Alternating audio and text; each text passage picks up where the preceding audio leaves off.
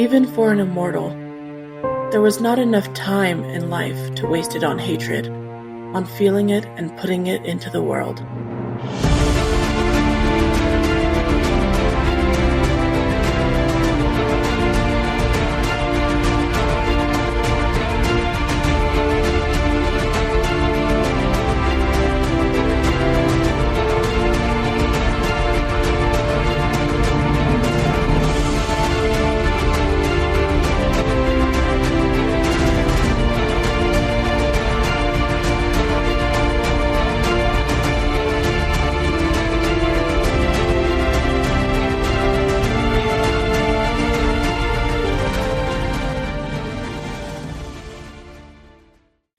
Welcome to Twin Flames Between Worlds podcast. My name is Tabitha. And I'm Liesl. Hi, and welcome to our part 2 finale of A Court of Wings and Ruin by Sarah J Maas. Woo! Oh my god, we're here, you guys. Welcome to the finale. Jesus Christ. I am proud of us. I'm proud of us, and also, I don't know if I'm ready to talk about this, because there's a level of, I'm excited that we're here, but also the journey is kind of ending in terms, so there's always an ending finality to this book, and so there's always a bittersweet nature for me about this. Considering it was the end of the original trilogy. Yes, and there's plenty more to come, so don't be afraid, but yes, it's definitely bittersweet. So this is going to be a longer one, folks. This is going to be chapter 72 till the end. And that is about 10 chapters, so buckle up. It's gonna be fun, and we're gonna have a great time, but also it's gonna be a bumpy ride. Yes, so, and just for a reminder, we are explicit. This is explicit content. We will be cussing a lot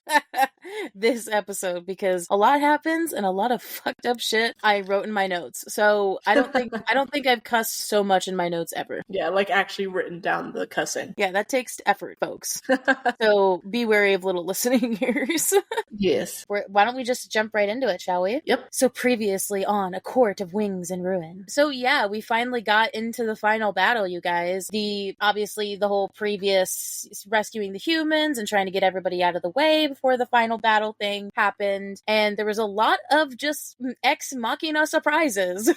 Going from the fact that Feyre faced her inner demons and looked into the Ouroboros, getting the bone carver onto their side so he could fight on the battlefield with them. And then Bryaxis, and then the Weaver coming out of nowhere on Rhys's end to save the day as well. And then the next bout of people that came in was Eris / Baron, the Autumn Court, Tamlin's lingering court, and the humans, Grayson and Jurian.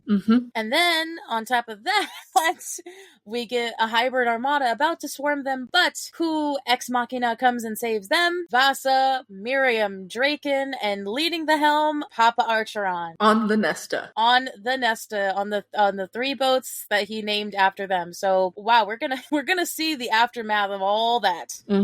Let's just jump right in. Yes, let's continue. Chapter 72. So we just ended at the sisters seeing their father at the helm. Yes. Just get ready for the tears and the cheers going on. Tears and cheers. I've got my tissues ready. Oh yeah, this is gonna be bad.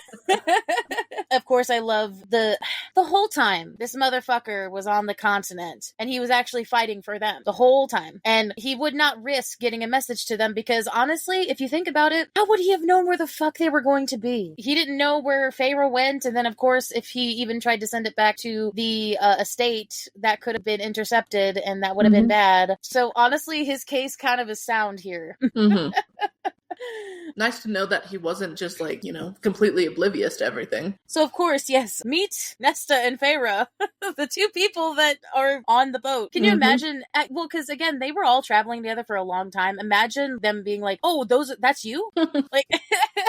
Yeah, of just yeah, he was talking about his daughters and how he failed them, yada yada, and they're like, "Dude, that's us."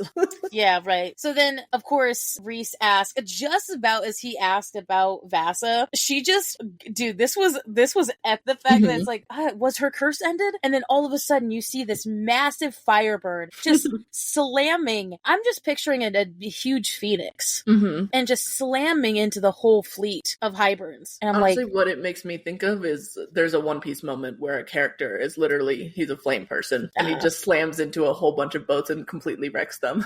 Honestly, in a weird way, it's kind of a precursor to Amryn. In a weird, double way, sort of. Honestly, yeah, it kind of is.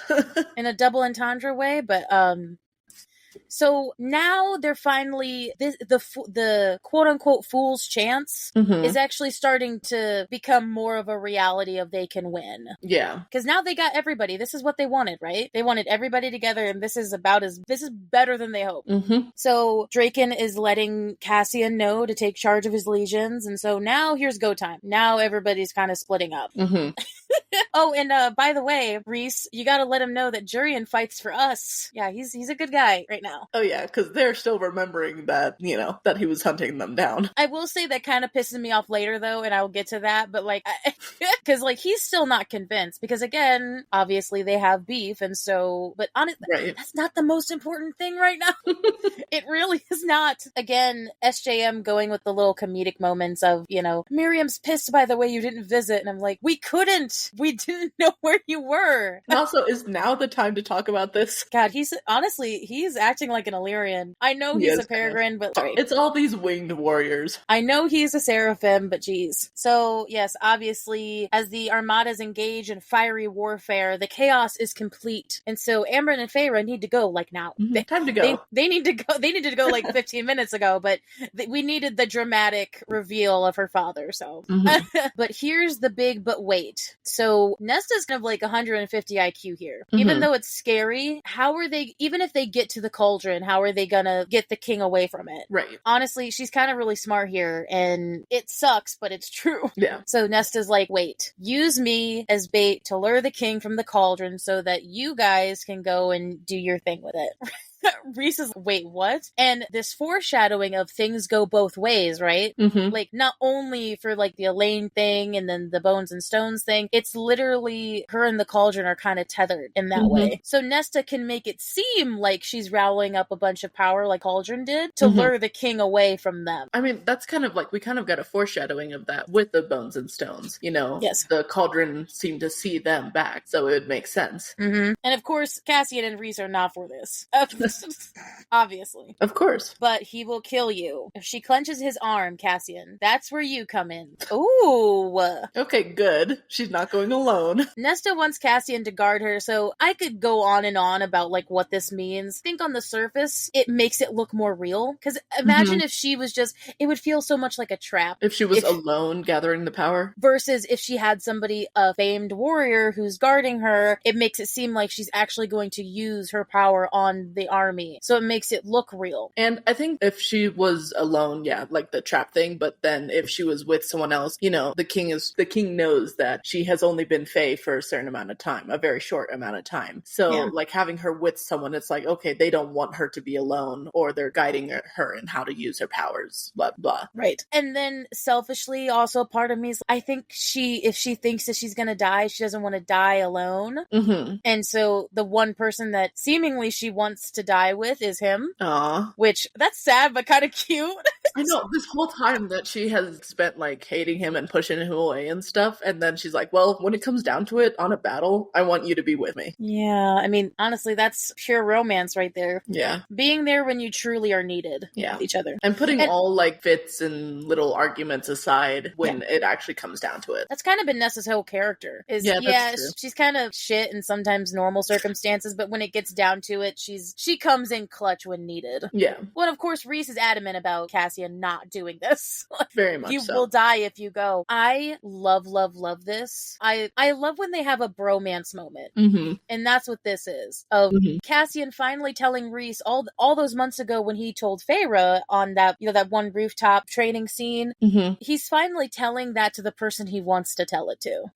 He was getting mad at Feyre about it back then, but also because she kind of did the same thing, but he was really mad at Rhys and really wanted to tell him that. And now in the chance when he could actually die, he's not gonna go out without saying it. Cassian is that's the reason I stand for him so hard, is because he's so badass muscle warrior, but then he also is so in tune with his emotions. I know, a guy who seems so much a himbo but actually is very emotionally intelligent. I get why you like him.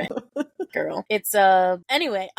It kind of is one of those things where Feyre in her mind is like, yeah, I bet in the history of Illyria, the Illyrians talking about their feelings to each other, this is a first. I'm like, with the Bat Boys, it's all the time. But that's true. But yeah, I never got to repay your mother for her kindness. Let me do it this way. Let me buy you time. Aww. That's what this whole last thing is. It's buying everybody time for the people to get shit done. And it's like, that's what this whole last section is just everybody else buying, Feyre and Amren time to get to the place. And it's like SJM building up this very tense, it's almost like every line of defense. It's like, okay, everybody else is going with you. And then it just is all down to you. And it's very well written. It is. This whole last part is, but I'm going to say that over and over again. Yeah. Save some glory for the rest of us. So Amren did show Nesta what to do with her power. It's like, yeah, because we don't really know what they taught each other or what she taught her in those moments. We didn't really get to see it. So then with one last epic look towards Elaine, then to Feyre, tell father thank you. God, and she hated him in that, oh God, this whole thing. The emotions are ready. Oh wow. And I just, the aftermath of them flying away and just Feyre trying to say that Cassian will make it, and then Rhys, I think this is the first time that he's like, no, he won't. And it's like, this is the last time he's gonna see his friend. Or is it? But, oh, God.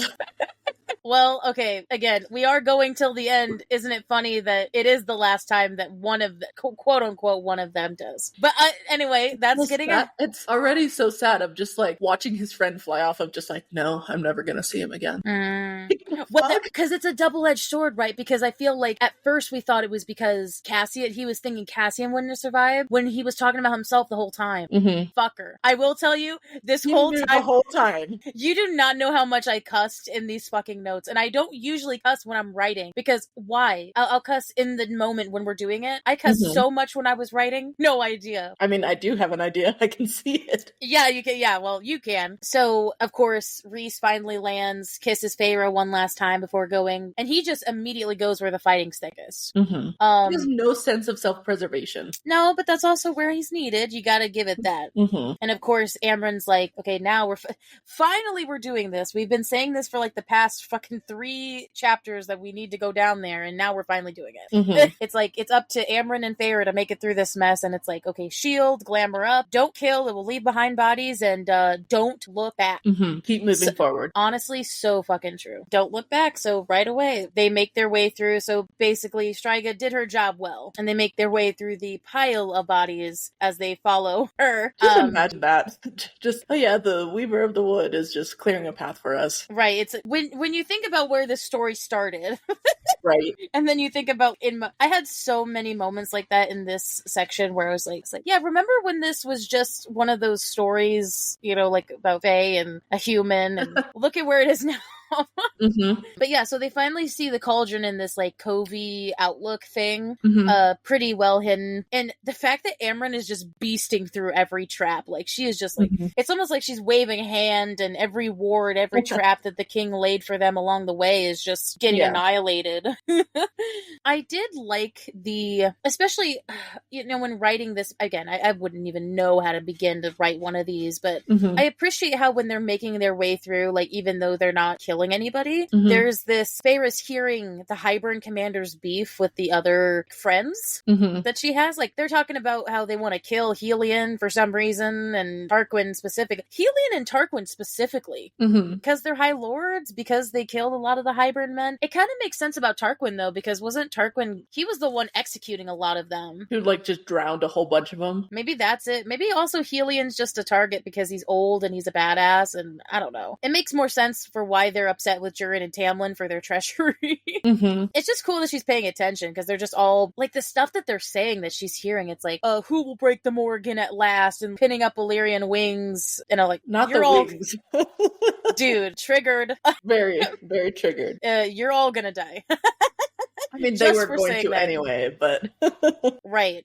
But just for that. Specifically just for that. Yeah. I appreciate how she kept that level of... Feyre does look back at least once, and she sees that Vivian and Moore, and seemingly Vivian's sister, is kind of holding back the Hybern host behind them. So, that vigil is kind of cool. It's almost like women protecting the women. There's a lot of women empowerment in this last book. Like, I mean, there always is, but especially with them. Yeah. So... The fact that Amren start to climb around, Amren and Feyre start to climb around the cauldron, and then all of a sudden, just Striga comes out of the shadows. She was hiding until they arrived, and she's just underneath them, looking up. Hey, what up?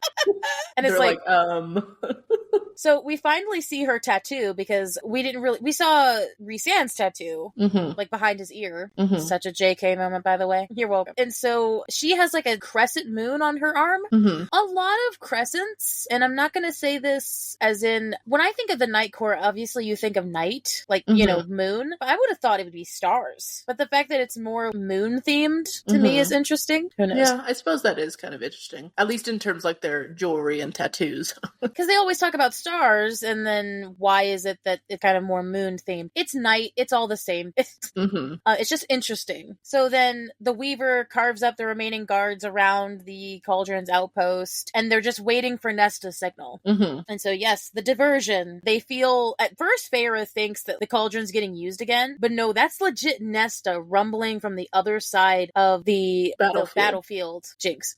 The fact that she feels the Cauldron is wicked. It's oh my god, the Cauldron's being used again. No, it's her. Oh my god. That's an insane amount of power. So Amber's yes, good girl. And then, dude, Amber legit throws Feyre to the ground because the king is coming their way, and she wasn't really paying attention. Just walking slowly down the mountain. God, honestly, that walking slowly thing kind of was the end of him, to be fair. It was. That's kind of his thing that he does, and it's totally fucked him over. I know. The monologuing, evil villain walks are the death to any villain, bro. Especially him, he lost them in Hybern the first time. Yeah. And then he lost his prisoner at the camp. Right. Thinking that he had her, too. That's why he was fucking prowling up to her. Because he thought he had her, but he didn't. And then she had wings. Who knew? So this was where this kind of shocked me. I thought we were kind of done with the death, and you shouldn't in an SJM novel. That's mistake number one. Right. So the king walks up to Striga, and he says, "How beautiful you are, how magnificent, ancient one." And basically, Striga's, "You should bow to me. They used to bow to me." Which, of course, he doesn't. No respect for the elders. And again, it goes back to that whole gods thing of, they were, before the High Lords were a thing, the gods ruled. Right. So faster than she can move, he cracks her neck and then throws her body to the Naga Hounds. Legit, I just picture, grabbing the head and just going... Honestly, it's such a Game of Thrones moment. Again, you wouldn't know that, but spoiler warning for anyone who hasn't watched Game of Thrones, but Ramsay Bolton getting eaten by his own hounds, that's what this makes me think of. Wow, thanks for the spoiler. Sorry. You won't remember that name. He was whatever. Also, what the fuck, Sarah? Another monster character just killed like that. And the thing is, dude, Striga's dead. She is, because she would have probably survived the next snap if she wasn't fucking eaten. Right. I think we've mentioned this in one of our mini episodes, but now that we're here, we can talk about it, of, mentioning the fact that these death gods choose when they die. And I think she was very distraught internally by the Bone Carver's death. And she's like, you know what? If he's gonna go find what happens after death, I'll join him. I think so too.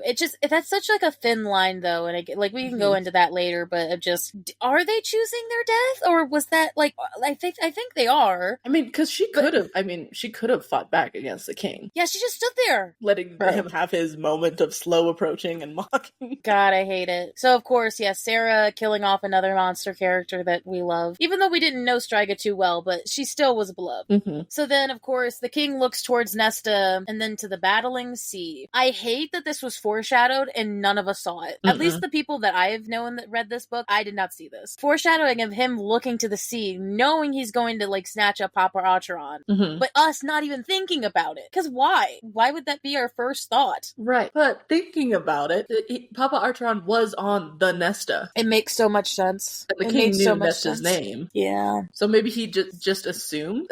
I mean, I think that they were connected in some way, or the Cauldron told him. I mean, I feel also he knew because of Ianthe's spying. He knew probably who their dad was. Yeah, maybe. Somehow. Magic, but you could say whichever one. Yeah. So obviously they finally make it to the Cauldron, and Amren tells her to put her hand on it. So this is a very familiar territory for us from last book.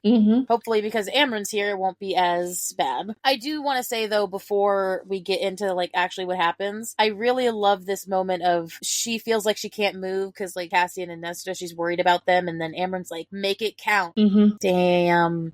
Sad. So it's like the window of opportunity. So of course Amren pulls the book into her hands, and they're going to do the spell. So yeah, it kind of is similar to how it happened in the last book, where she puts her hands on the cauldron and she feels like the power flooding into her. And it's like she has to remember who she is, which I will say, when I reread this, I forgot about the way it's worded, which makes it so you understand why Amren knows that Feyre can do this by herself. Because the whole point, the reason that she almost died the first time was that she didn't know about her true power, and she didn't really know who she was either. And so literally the thing that saves her is her clinging to the images she saw in the Ouroboros. Yeah, kind of a cool additional detail. It's almost like it's funny that needed to happen for this to occur. Because again, they could have had Nesta and Elaine there, but at the same time, it obviously fate had something else deemed for them. But yes. I like that I didn't really see that the first time. Yeah. Oh, okay. Now she gets herself. Now she's more in control. Now the cauldron won't overpower her as much. But yes, in a dramatic betrayal, yet not, Amren shoves the book behind her, and everyone is fucking confused. I'm confused.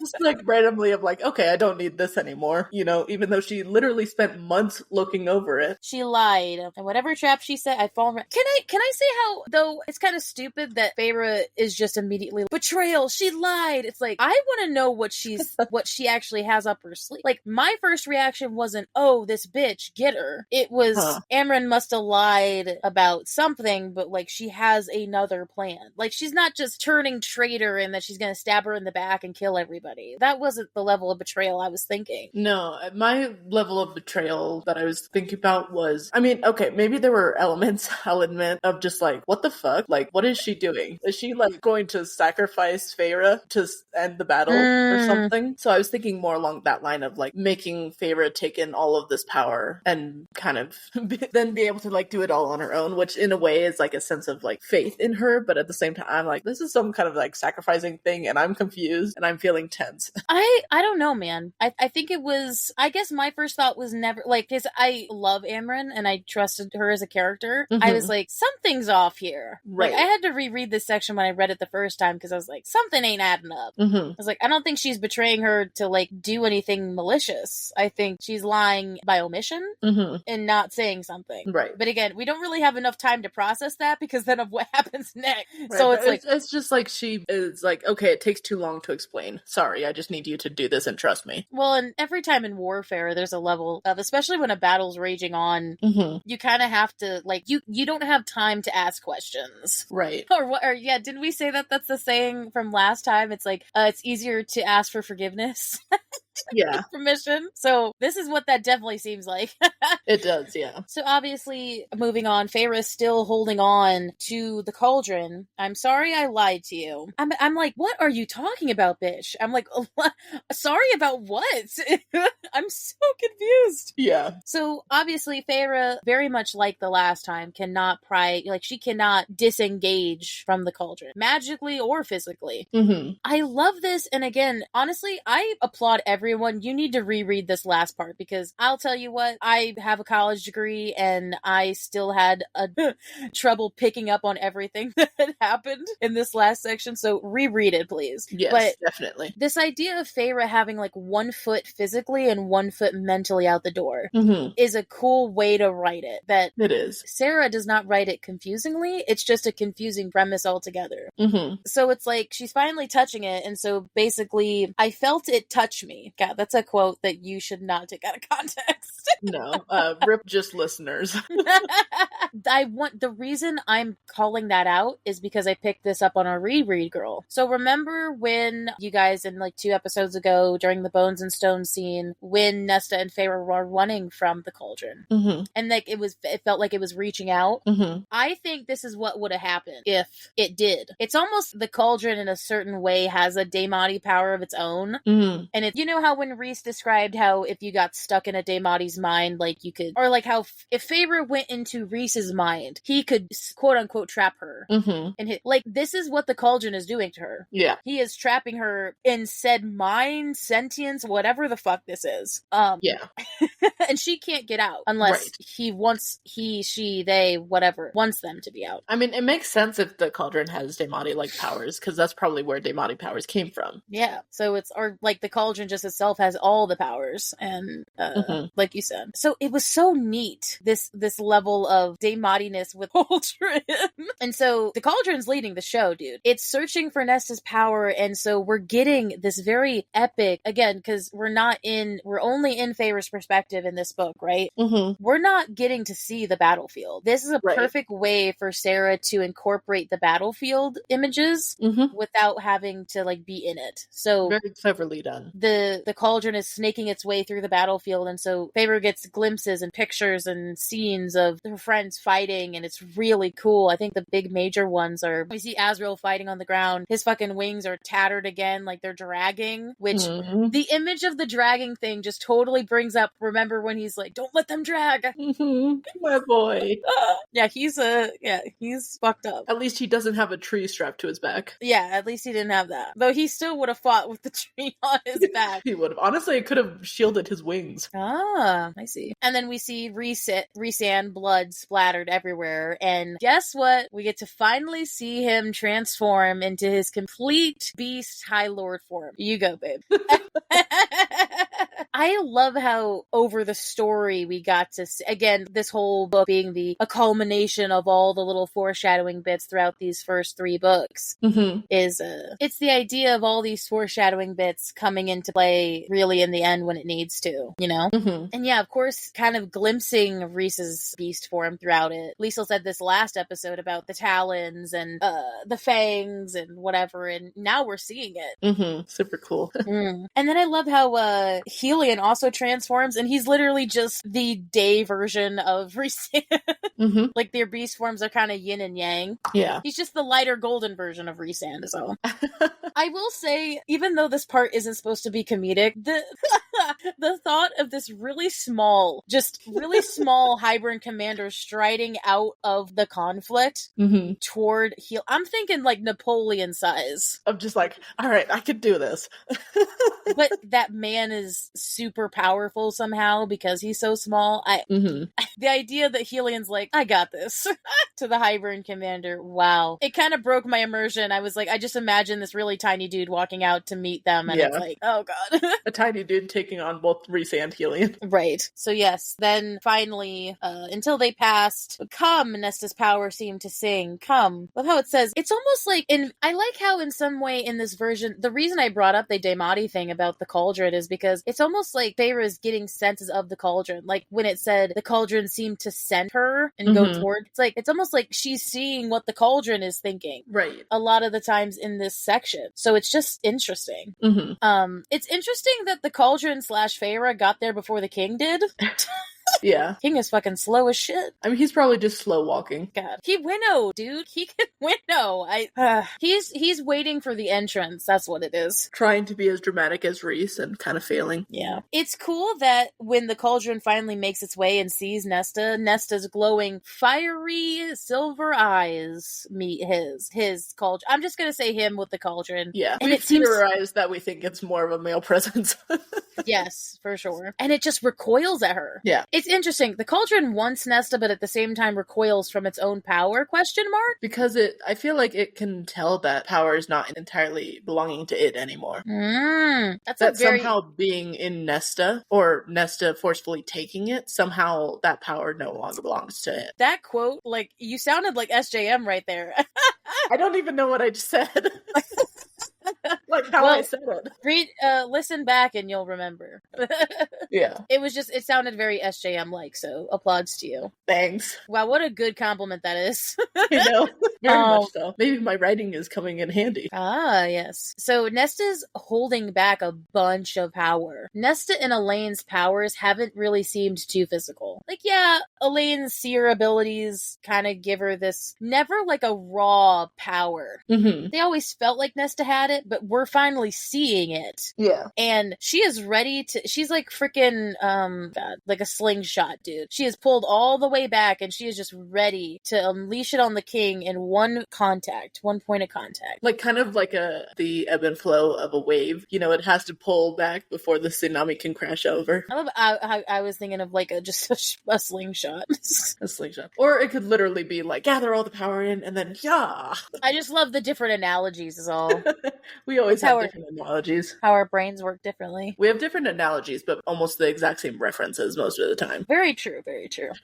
So the king knows this. The king knows this full on, that she's going to kill him if he comes near her. Mm-hmm. So when he winnows right in front of them, who does he have in tow? A hostage. Papa Archeron himself. Finally seeing him again. But not in the best situation. Did they say he had a limp again? Because I don't think they brought up his leg again. What if he got it healed somehow? I mean, he got it healed after Tamlin's money. Well, yeah, I know he did, but like, I meant, when I feel like healed, I'm like, you mean fully healed as in like, there's not some sort of warrior wound, like he gets a twinge in it every now and then, or like, are we talking fully healed? Because that's like, there's a difference. I guess I was thinking like fully healed. I guess I was thinking of more in like the stupid fantasy realm of, oh, but no, like there will be times if he's on it too long, you know, whatever. It doesn't matter. Like Reese has a twinge in his leg when it rains.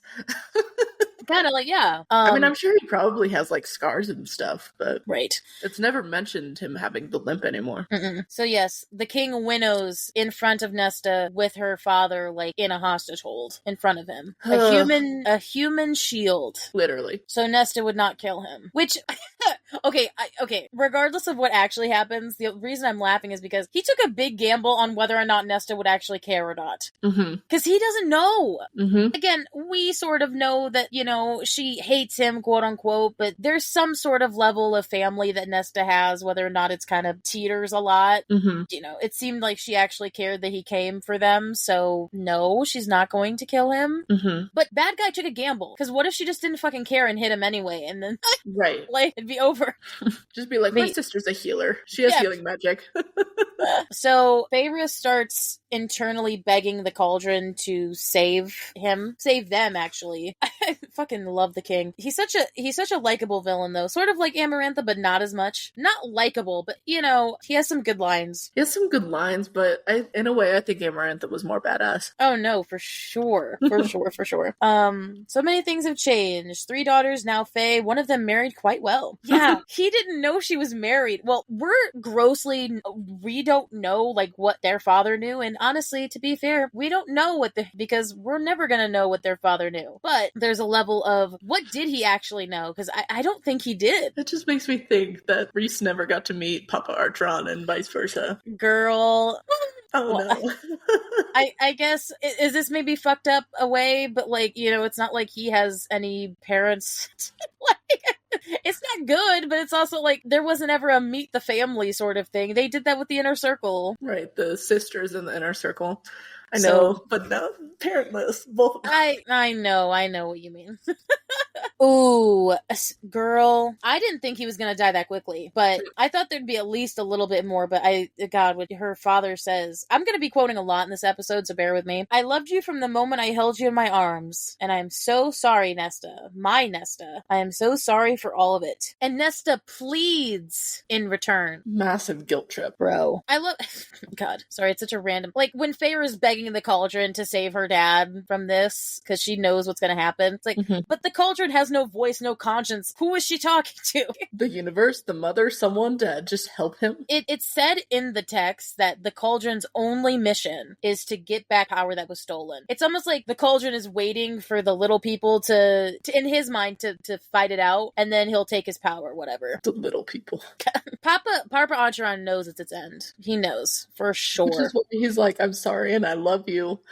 He never said the right things ever, and we didn't actually get him much as a character. I wish we did. I want to know about his adventures over on the continent. Oh, I think we all, that's a story for sure. I appreciate, though, how even in his final moments, he said the one thing that probably mattered the most, in terms of talking to her specifically, because she was the one who held the most animosity for him out of the 3. Yeah. Nesta is willing to give it all up. She's willing to give all the power back that they have been fighting for the last fucking book, for her father's safety, but it's not soon enough. I think the king was just like, well, you took something from me, and then you dared sneak into my camp and take another thing, even though Elaine wasn't his. Mm-hmm. And so now I'm gonna take something from you, despite your wishes. I don't think he wanted to bargain with her at all. He was because petty. it happened so quickly. There was no way for him to. If the death scene lasted a little bit longer in terms of they talked more, no, he literally kills him like on the spot. Okay, you've said your goodbyes. I'm very nice, I know. And then just snaps the neck of just like, all right, now I've done what I needed to do. Let's continue. Well, it's terrible because like the king threatens. He's like, oh, I'm gonna carve the power out of you, and then he's like, don't you touch my daughter. And then next, what is it? The fucking king and his neck snapping. I just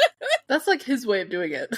No wonder he lost the war. God, that's such a Vampire Diaries moment of just the snapping neck. If any, at least I only had Liesl watch like a few episodes, but they do that to each other constantly in that show, and that's all I can picture when I'm thinking this. Bruh. No sound. Nesta makes no sound. While Feyre is actively screaming, thrashing in her mind, the cauldron's essence, whatever the fuck. We're not even considering that Feyre also just saw her father get killed. Oh, yeah. No. And the thing is, could do nothing about it. Jesus Christ. And then crumpled up on the forest floor. And I love how immediately, because again, this is like the end of the book, so everything's going to be like fast paced. Mm-hmm. I love how it's immediate. When Nesta falters, Cassian did not. Oh, Cassian. Okay, can I just say that when they talk about like sword fighting the king, I'm just like, this guy knew how to sword fight? Right? I thought he just snapped necks. But dude, he's a fucking good ass swordsman, I guess. Like, he's holding his own against Cassian and beats him. Yeah. The fact that he even lasted as long as he did. Mm-hmm. But it's oh god. He tries to give Nesta time to run, but like she does no such thing. She literally just gets on her knees, closes her dad's eyes, lays a kiss on his forehead, and it's on. It's like, I can't believe. Okay, he's gone. I'm not accepting this. I'm not acknowledging it. You're gonna die now. It's so Nesta. It is. The reaction is so Nesta that it's so perfect for me. No big scream reaction. It's literally just you're going to die now. Mm-hmm.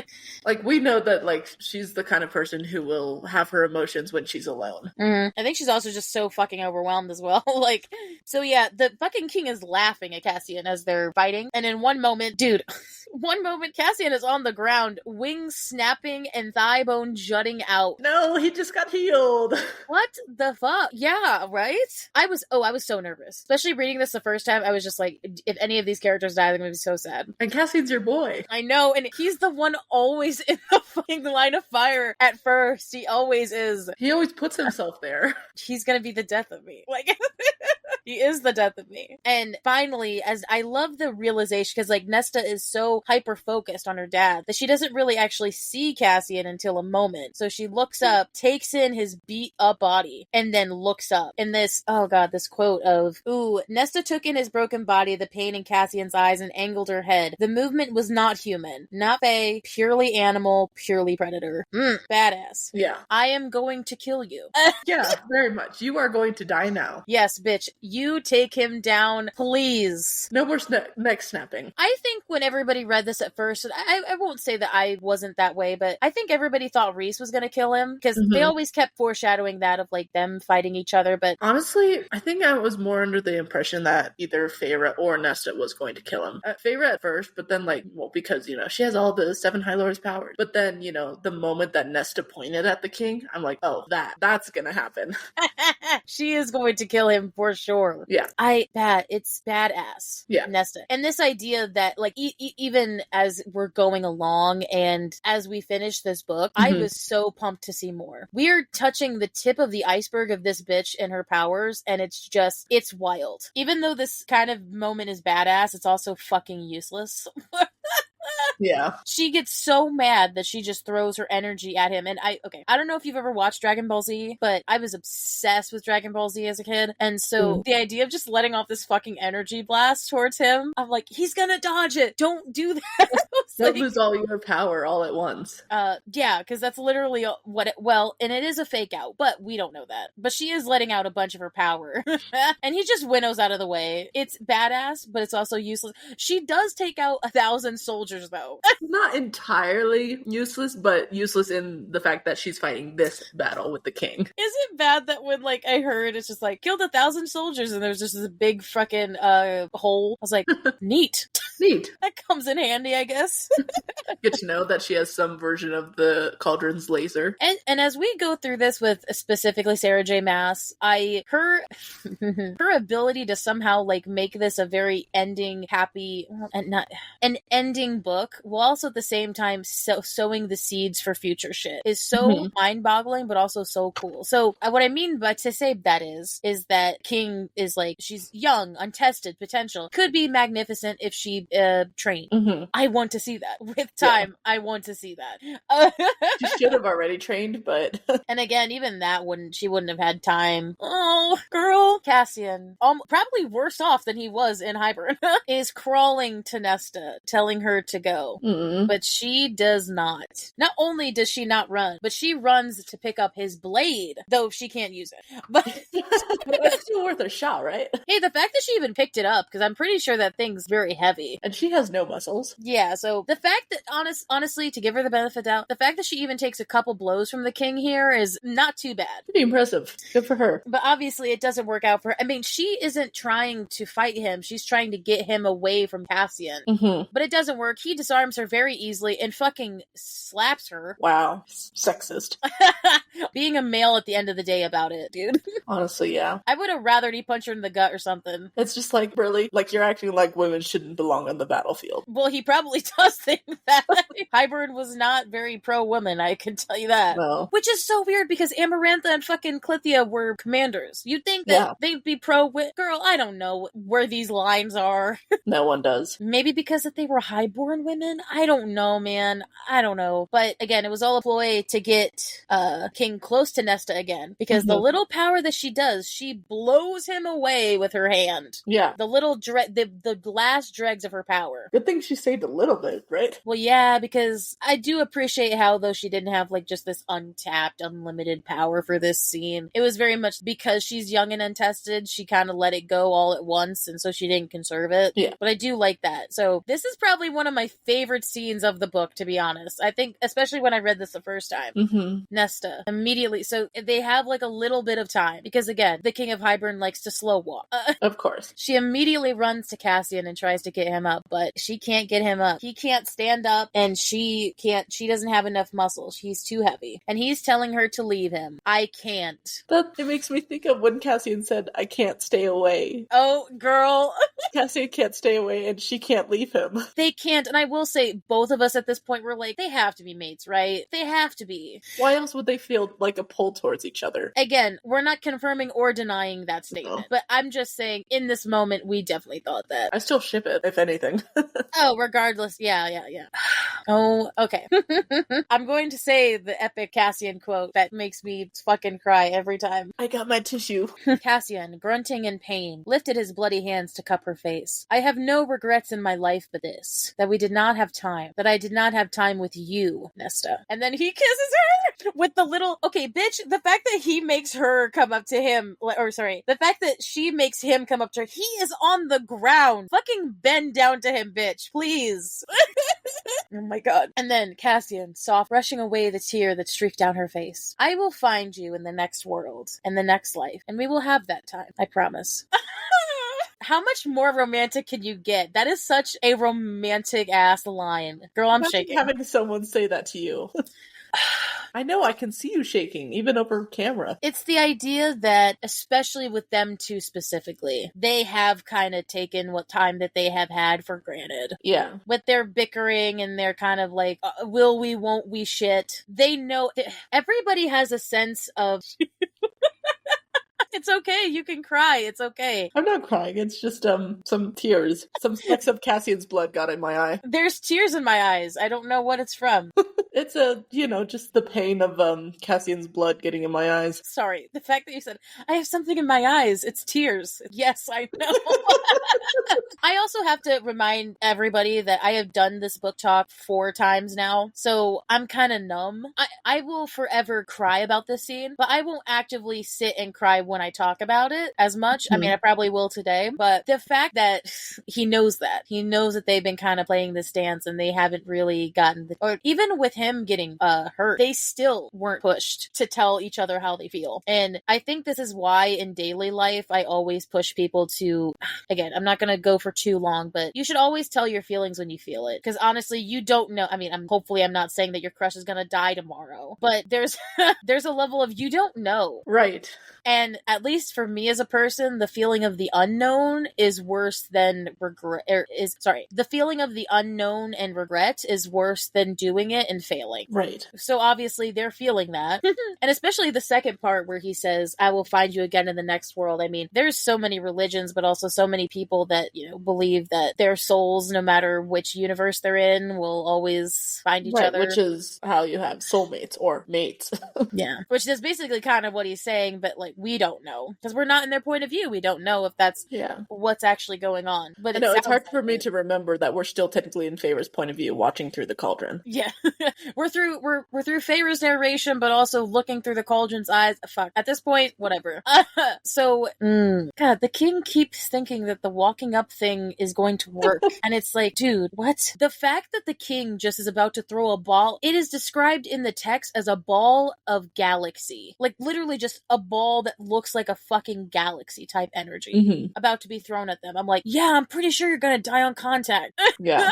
That's kind of what that looks like. The king raised his hand, power whirling like a dark galaxy in his palm. Bruh, where the fuck is that coming from? So Feyre is also again begging the cauldron again and again to try to bargain. She's trying to bargain with it now. She does love her bargain. Right. Just remember Alice's last rule that still sticks even to now is you don't make a bargain unless your life depends on it. Now she's trying to make a bargain because her sister and friend's life depends on it. Right. And the cherry on top of a perfect Nessian scene is Nesta covering herself up over Cassian, deciding to die together.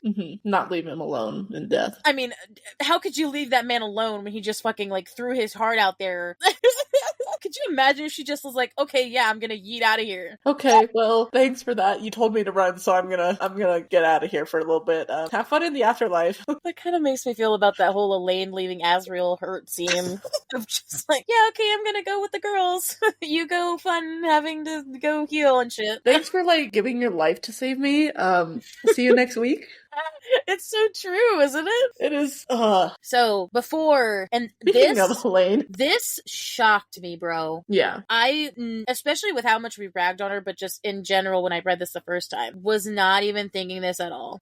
Just as he's about to throw it, the king is stabbed in the throat, up top, in the throat. So all they see is Truth Teller. They see the dagger first. And then, of course, who did the dagger get given to? Elaine. Don't touch my sister. Okay, I have questions. Who are you? Do you think this Hybern saying that to her? No, just who is this person who looks like Elaine, and how did she get there so suddenly? And she's suddenly quite violent. I have 3 questions here. Number 1, like Liesl said, where is this Elaine coming from? Okay, you can say, especially in the moment when I first read this, it's because her sister's about to die and she doesn't want anybody else to die. So there's this level of, I need to protect. But where is this very sudden violence coming from? You could say that it was the dagger because of it saying that it strikes true.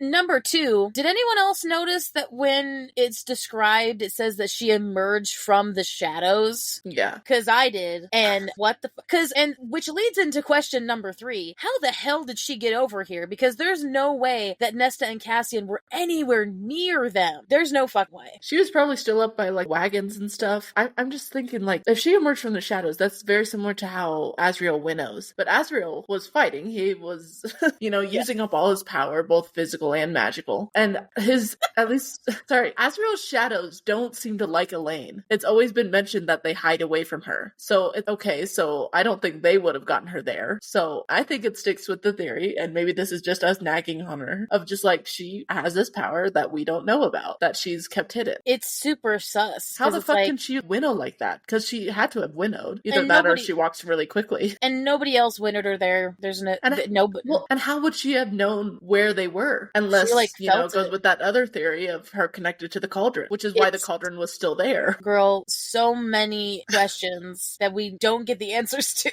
I know, and we can't go into all of them right now, I know, because that would be a whole nother episode, but it's just like, what the fuck? If you do want to see more of that, though, you could look in our spoiler episodes for this season and you'll see some of that. Mm-hmm. We can talk about that for sure if you want to hear more about that, but let us know what you thought about that, because I definitely head scratched.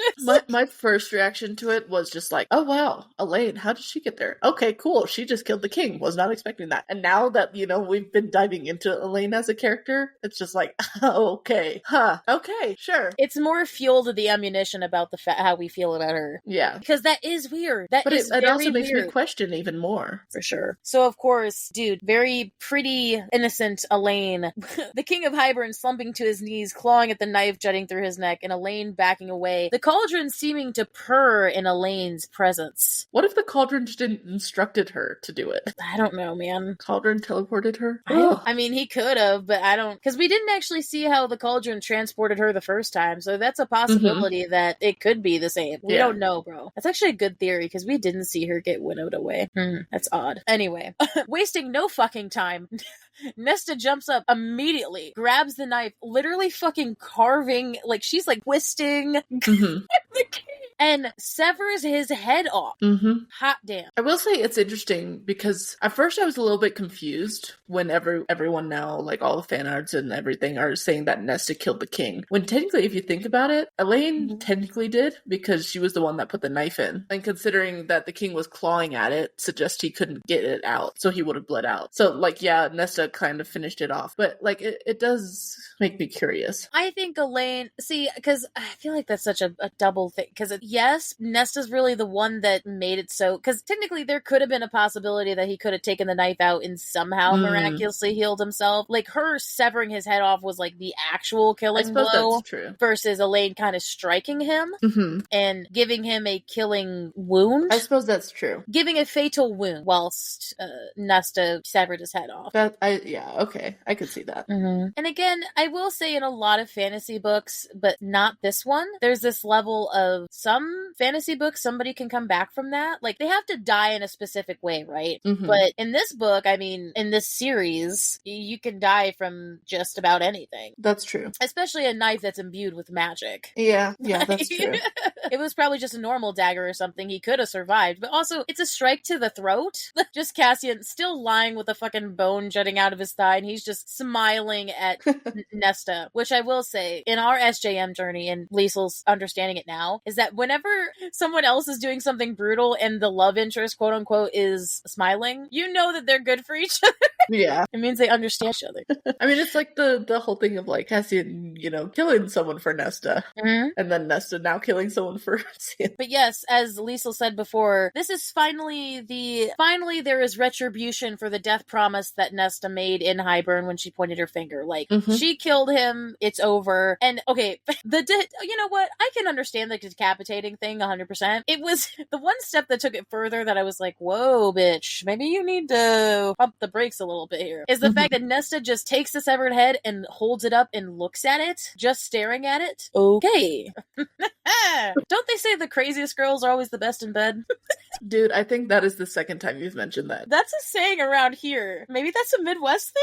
Second, maybe even third time you've mentioned that in this podcast. Hey, it seems like it's true. I think you've mentioned it once in each season. Well, here's to season 3. What else do you say to that? Like, she literally Elaine has to coax her out of her bloodlust and is Nesta? And she's like, oh, right, I'm human. Okay, throws the head, and then she just fucking yeets the head away. She's saving her kill, leave her be, I guess? I suppose so. I feel like, honestly, Elaine freaks me more out than Nesta, which is kind of funny. Like, fact that Nesta's the one holding up the head and Elaine's the one that worries me. And then she's frickin' Elaine is already just like, Nesta, are you okay? Oh God, yeah, the change in voice. It's like, girl. And you can even tell the change in voice, not just even by an audio, but like also by... I love how Feyre says this though about Cauldron. So the Cauldron, as watching what, Nesta had done, Elaine had defended this thief. Elaine, who was gifted with such powers, found her so lovely it had wanted to give her something. It would not harm Elaine even if it hunt to claim what had been taken. So, hold up. So our theory was right. The Cauldron is so obsessed with how amazing Elaine is, and that it dotes on her, sees that she's protecting Nesta, that no matter how the Cauldron feels about power being taken, since Elaine is protecting Nesta, it won't go after her. Right. Which in this sense is good, that it's gonna stop its pursuit, but why? It's so odd, and it's left so open for that specific reason. I mean, it's typical Sarah writing, but Yes. it's always the question of why. And what has Elaine done to deserve that? I don't know. Is it physical? Is it is it power or something? It has to be power, right? Because there's no way the Cauldron's just sitting there, oh, she's pretty, I'm gonna give her things. Dude, I could sit there and look pretty all day, but I don't think Cauldron's coming for me. I roll at that. I was like, Yeah. Okay. I mean, so I guess Nesta's safe for now with this ungodly power that she took. Mm-hmm. And of course, the Cauldron scene ends as soon as Elaine screams from seeing their father dead on the ground. Like she only just realized that he was dead. To be fair, I give her prop. That makes sense. Yeah, but it's still, honestly, it's more comedic than annoying. Just she does like this big kill of, don't hurt my sister. And then father? Oh no. It kind of makes me think of like how late my reactions are. Honestly, yeah, a little bit. It's like, oh shit, there's someone dead on the ground. Oh shit, that's my father. Yeah, not only is someone dead, but yeah, it's dear old dad. So again, Feyre gets bungeed back into her body. So like the Cauldron's done watching. And so we get to see the aftermath of the same scenes that we saw while we were traveling to where Nesta was. Mm-hmm. So Helion is losing against that commander really badly. So the Napoleon looking dude is winning. Shocking. How the And fuck? Helion is in his beast form. I mean, to be fair, all of them were drained for that battle anyway. That's true. So they're all at a disadvantage. Mm-hmm. Is it also kind of cute that Bryaxis is protecting the humans? It is. He's Honestly, like Bryaxis just feels like a sweetheart that is misunderstood. Yeah, he's protecting the weakest people. While, of course, having his fun with killing the hybrid people. And then, dude, okay, I brought this up earlier, but this makes me so mad. The fact that the last thing she sees is Miriam and Draken fighting Jurian. What the fuck are you guys doing? You're supposed to be on the same team. I know, like, you have history, but can't you save that for later? We're supposed to be fighting against Hybern. Why are you fighting Jurian? He's not, first of all, even if he was, it's not fucking worth it to fight him when you could be, you guys are literally two of the most powerful warriors on that side of the world. Fucking do something else. Mm-hmm. It's like, Rhys told you he was on our side, goddammit. Why are you?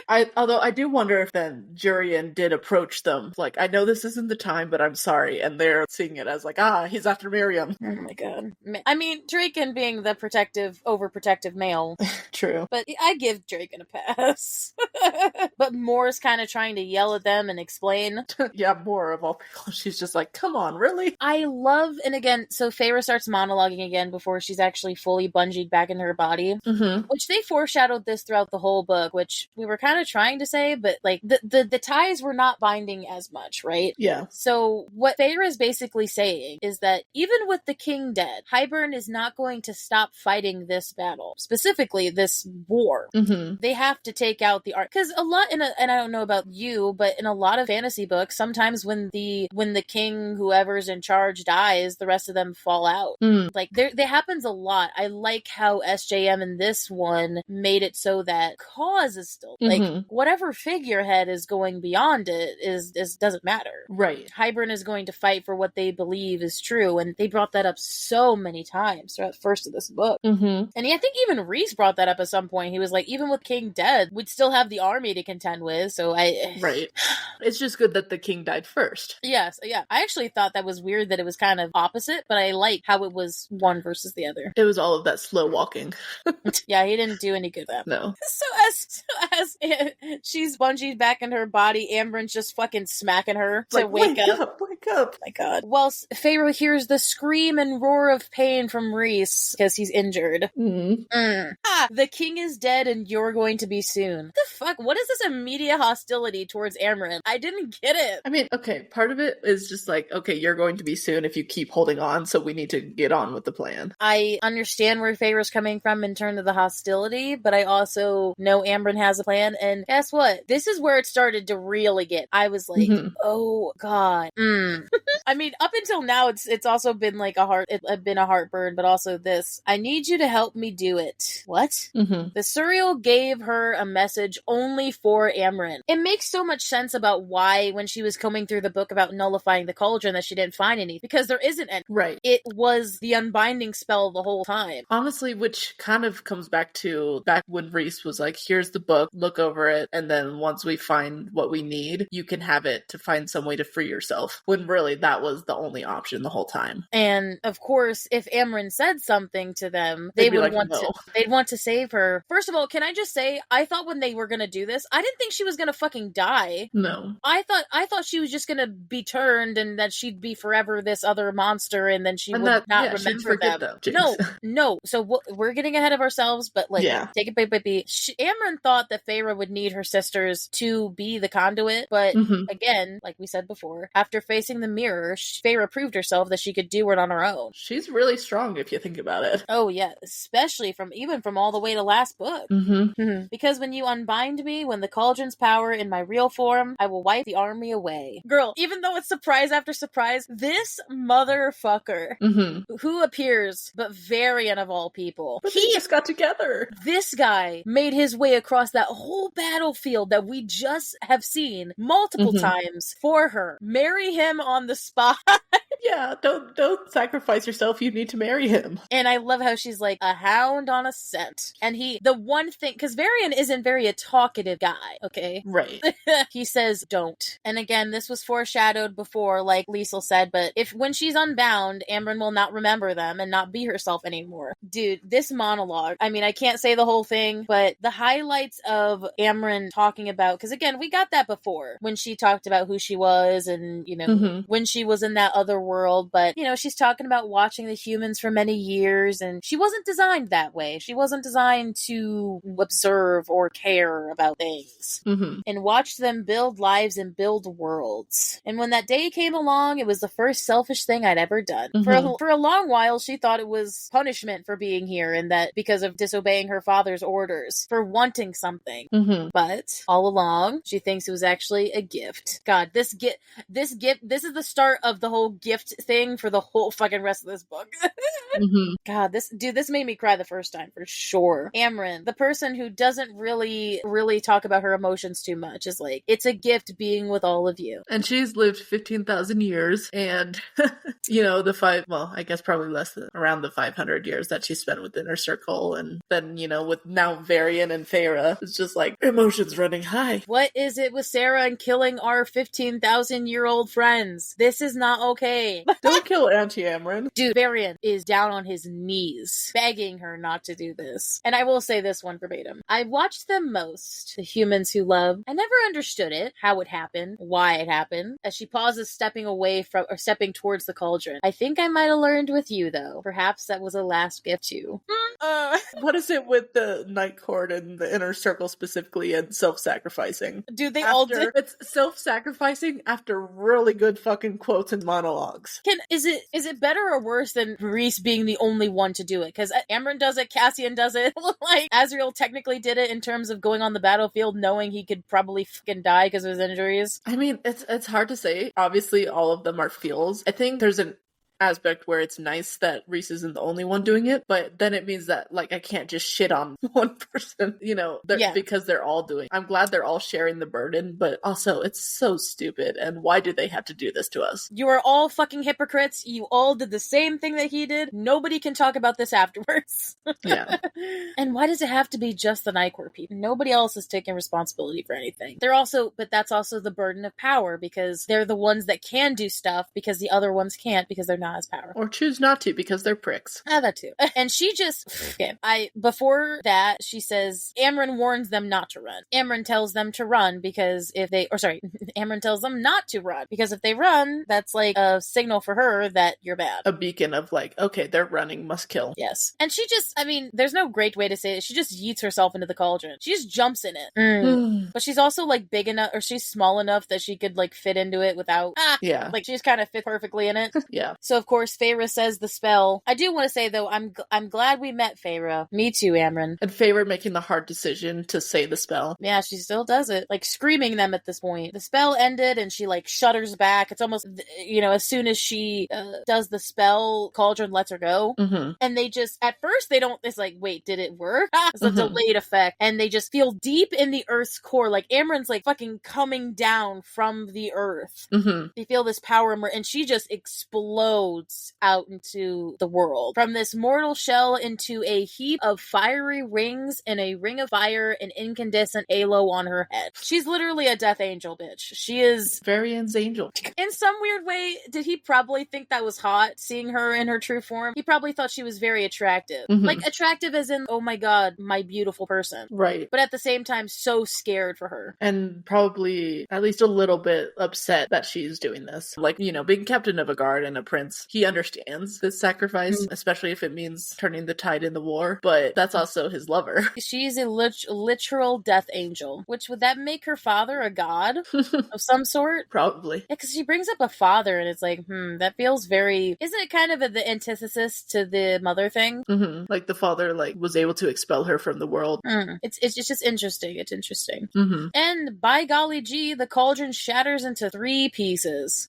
The 3 thing again, kind of alluding to the 3 cauldron feet. Yep, 3. And Amren looks back to her friends beneath her, so she looks towards Amren and Varian, and honestly, she seems to remember them. Kind of like looks at them like she remembers them. And then she was gone, spreading those wings of flame, and literally, I just imagine this big fucking, not very unlike Vasa, but this is more of like an incandescent light than like fire. And she just lets loose on anybody who is in her path, literally gets decimated. It's like pure power, pure energy. Almost kind of like Cauldron. Just that over the battlefield. And like Reese is screaming to everybody, like to the good guys, don't run from her. And honestly, it reminds me of Prince of Egypt and the plague. Like the white light of the plague going in and snuffing out light or life. And then soldiers dying with her merely passing above.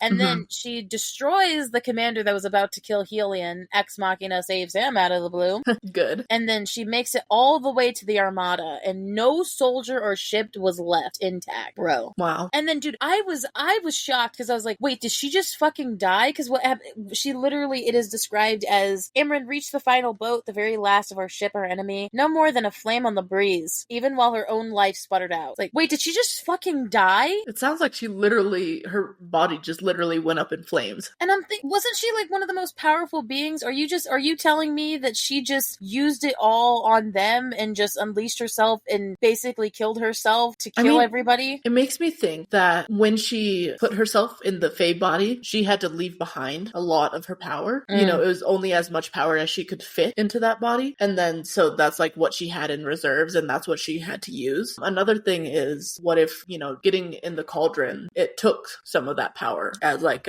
hey, you're wanting to free yourself, here's some trade-off, you gotta pay this or whatever. Because we don't really know what any of them saw when they were in there. Right. So is it kind of the ferryman kind of situation where you have to give a toll to come out again? Or like, is it more mental? I don't know. Or is it literally just pure black and you don't know what's going on? So obviously, the monster deaths were bad. This is literally one of our inner circle dying. It wasn't one of the boys, but it was just as heartbreaking. Amren. And I will say, I'm going to call out some people in the fandom. Some people think that she deserved to stay dead, which would have been impactful to the story, and I'm like, I don't think so. I don't agree with that.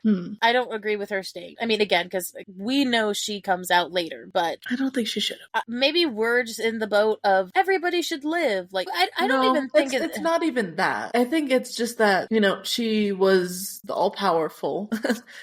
She was the one who could read the ancient texts, and she was kind of like the wise old lady on Reese's team.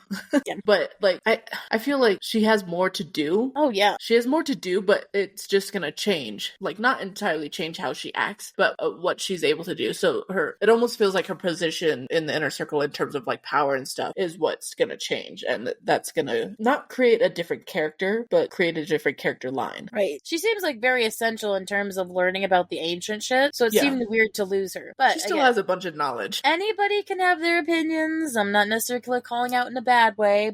I don't think this was her time. Also, selfishly, just wanting to have Varian and her have a happy ending is nice. Right. They only just got together. Yeah. How much you gotta bet she kind of knew that, and so that's why she let him into her bed? Yeah, maybe. Just to see, try. Maybe. So, with tears sliding down poor Varian's face and seeing where Amren is gone, obviously there's this level of hollowness. Yes, it's over now. I mean, the lingering people, whatever, and then the screams of the innocent and dying emerge. It's like, okay, we gotta help the living and dead. We gotta go bury my father. We gotta go help Cassian. We gotta do a lot of things. Well, hold on.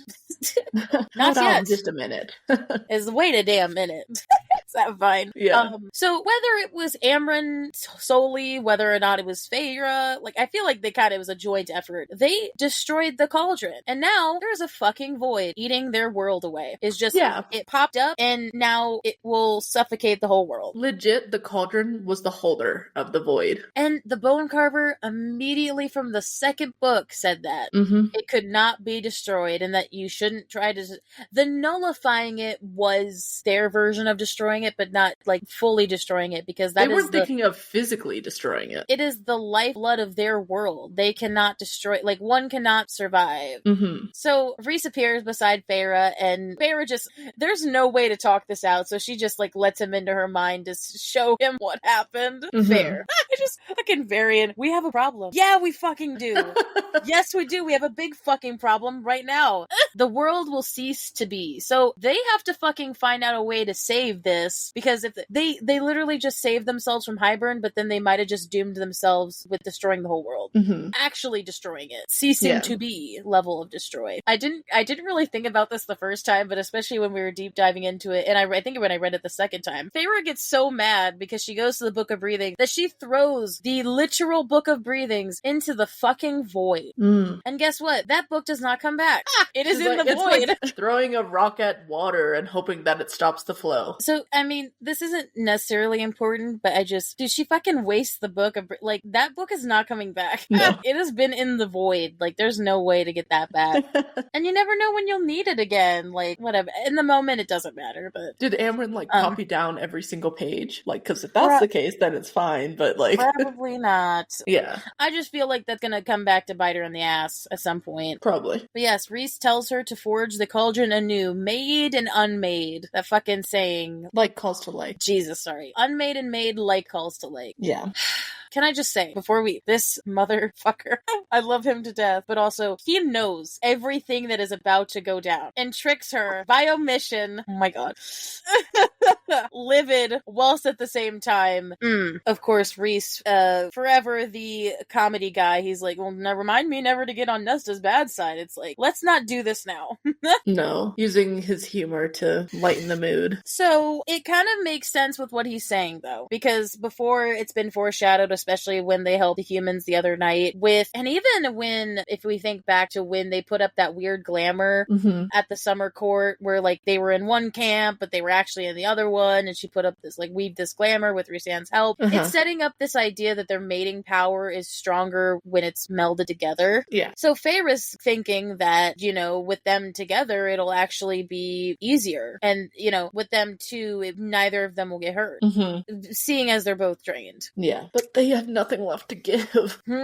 So when she touches the cauldron again, it was a hole, airless, no life could exist here, no light. It was what had existed at the beginning before all things had been exploded. So it's almost like she's seeing the dark when it started. And maybe someday we will return to this place, but not today. Bro, this fucking tapestry foreshadowing is wild to me. We spent so much time on that fucking tapestry in the first season. I know. This idea that she is remembering the mother's hands, these woman's hands holding the cauldron and forging it anew. She, again, Feyre doesn't have a spell for this, so she's literally just trying to manifest what she saw in the picture. Yeah. Having an artist be the one to recreate the world. Honestly, I feel like, and you're right, I feel like she was the only one who could do it because she was someone who focused so much on art. And on the details of it. That she didn't need a spell to. She kind of just did it on her own. Mm-hmm. So yes, united, joined as one, asked and answered, I was not afraid with him there. So Rhys is sending her his power, and he hands over every fuck. I put so many fuck yous and motherfuckers in my notes for Rhys. It's actually bad. It's really bad. It conveys the feelings. That's how I feel. That's how I felt when I was reading it again. Because do you know how much time and effort it does to put fucking in every sentence that you're writing? Mm-hmm. The image and there's so many freaking fan arts of this, of her leaning back into him because she's so tired. Mm-hmm. I love you, he whispered into my mind.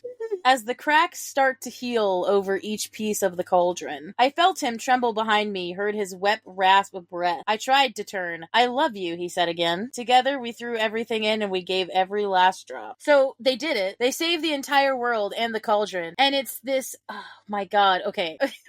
This might actually make me cry. Do you, remember Inside Out, the first movie, when the Bing Bong scene? No, not the Bing Bong scene. No, that is honestly this level of, dude, I'm gonna actually make Liesl. It was the idea of like the celebration of, oh my god, we did it! Where are you? Dude. No. It's okay. This Rhys, even in the normal audiobook, hearing Rhys die every time and reading it over again is hard. I cry every time. God, you just had to mention Bing Bong too. I'm sorry, but that's what I thought, isn't it? Isn't it like that? It's a perfect mirror. Sorry. I was gonna cry anyway. No, but it's that very happy, we did it! Where are you? And then she turns around and Rhys is draped on the ground, wings draped on the ground, like lifeless body. And it's not even, she doesn't even comprehend seeing it. Like, she says it looks like he's sleeping. The reason she figures it out is because she no longer can feel the mating bond. And she can't even see his chest moving. The thing, the mating bond, it wasn't there, it was gone because his own chest, it was not moving, and Rhys was dead. End of chapter. First of all, fuck Sarah for having that shit on page 666. Oh, is it? Yeah, no, in the text, I mean, it's literally... I don't have that because I have the Kindle that has the 4 books together. Oh yeah, no, in the paper version, it is on page 666. Fuck her for doing this. It's, that death scene is hard. It's not only the fact that it was him not wanting her to see, because he knew that she would rather the world ended and burned than him die and leave her alone. Yeah. Girl. It's also the feeling of the mating bond as well, because like we've only kind of heard about it in terms of what will actually happen if one is dead and the other one isn't, is this feeling of just pure emptiness. And I will say, especially when I talk to a lot of older couples or something in a real life scenario, a lot of people will say that when they say that their other person is gone, like they'll just empty inside. So I wholeheartedly believe in that sort of soulmate of like, no, Rhys has always been there in some way. He's always been there. Yeah, not even just in the romantic sense, but even in the sense of like darkness, whether it was like the feeling of in the dark or in the shadows. Legit, just his presence has always been there. And I think even when she was a human, there was a sense that he was there. Even in her dreams, in the first book. Yeah, and in her dreams when she was human. Even I think when she was in the cottage, you know, with her family, to an extent. Like, she's saying like this is an emptiness she's never felt, even when she was in that dark time in the cottage. Yep, so we're all in tears at this point, reading. God, my tears are really salty. They're burning my eyes. Oh, God, I feel like a heartless bitch now that I'm not. Like, I think it's because you're taking it all and I'm just kind of...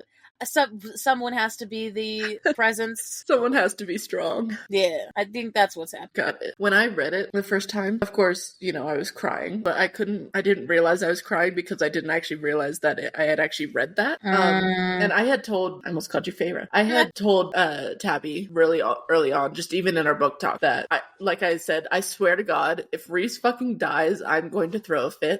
Yeah, I had a whole mental breakdown. And then I texted Tabi of just like, am I reading this right?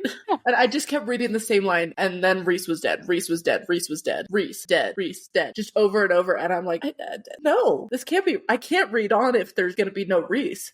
I know. That's why I told her to read on, and she's just like, I can't. Honestly, I think we did have a whole conversation of you just trying to convince me to keep reading. I was just like, girl, like, it'll be okay. It'll be okay. It's like, trust the author. But you also don't know that. But I will say something that we couldn't say before because obviously it was too, scary canon. But no, throughout the whole book, when Liesl read it for the first time, she was like, nope, Rhys is gonna die. I feel it. I can fucking feel it. And I just had to sit there and be like, knowing full well what was going to happen. And so, yes, it was very foreshadowed that he was going to die. And so... And my intuition told me. And I hated that I was fucking right. When also, this seemed very final as well, because, I mean, to me, I was thinking to myself, like, how? What could they do? This is... I don't even know what you could do. So, Feyre is screaming like crazy, and then more as... people start to come in closer again, and so it's like more as and Cass appear when they're all fucking injured. Right. They're battle scarred. The fact that Cassian's even walking, just... I know, Az is holding him up. Mm-hmm. And like more is like pulling at Feyre of just like, hey, and she's just like, no, get off of me. And honestly, you don't hear any of the... You don't read any of the dialogue because Feyre's people are talking and I'm not listening. It's literally a moment of you can't hear anything because there's so much emotion and yet there's nothing. The last I love you, which had not been a declaration of love, but a goodbye. Fuck. Because of course he'd fucking leave on that. And of course it was a second I love you. So the first one was a real I love you. And then the second one was just like, no, don't turn around. I'm gonna fucking die here. And I don't want you to fucking stop me. Like, she legit cannot breathe. And, people are touching anybody who gets close to him. She is fucking feral. Pardon our fucking French, but this is a very fucking emotional time. It's really bad. He even shielded himself so that she wouldn't feel him dying. He went a step further because they know that. We have seen time and time again where, like, mates can sense when another person is waning in strength. I can just imagine in his point of view, he saw, like, his vision was fading to black, and, the last thing he saw was his mate in front of him holding on for dear life, trying to repair their world. And, me trying to, because I put myself in Rhys's shoes just so I could move on, try and process through it. And it's just like, Rhys is probably thinking, Feyre has only been, well, technically she's only been in life in general for 20 years. And then, only been in his life for what? 3 of those years. And it's just like, he's like, I'm so glad I met you. Like, I can imagine that in his head as like just everything fades to black and he doesn't feel anything anymore. Especially considering what he said to her before the battle scene. Yeah. He fucking planned this the whole time. He didn't know what he was going to be sacrificing for. He just knew at some point he would have to. He knew he was not coming out of that. Fucker. It pisses me off. Like, pisses me off is a gentle way of saying it. But he's also the sweetest man that just is... What? I'ma slap him. So the other High Lords appear. Thesian touches his pulse, and obviously there's nothing. At first she says, put him in the cauldron. It's like, yeah, but there's no... They would need a spell or something to do that, right. And they don't know it, and I think it's to the point where Tarquin says, I'm sorry, that she just fucking breaks. Yeah. Because that's the finality of it, right? There's a level of, okay, the healer came, nothing he can do. The most powerful healer in the realm can't do anything. And then Tarquin is the one apologizing. It's like, ooh, like, she never felt like she could be broken as bad as she was before. Mm-hmm. And then the Suriel's last words are ringing through her. And at first, she's pissed about it. She's just like, screw you. That was just a load of bullshit. Mm-hmm. And then she sees it. The torn scraps of the mating bond floating on a phantom. And honestly, that's the same way he described it when it was under the mountain. Mm-hmm. What a fucking comeback. We've talked about this in our mini episodes a couple of times in the first season. The Suriel's last words having 3 massive foreshadowing meanings. For 3 different books. Number 1 being the High Lord, meaning Tamlin. Then being about stay with your mate, Rhys. Then the massive one at the end where the Suriel said before he died, stay with him and see everything righted. The prophecy was not over yet. The surreal up in the afterlife of just like, oh yeah, I did good with that one.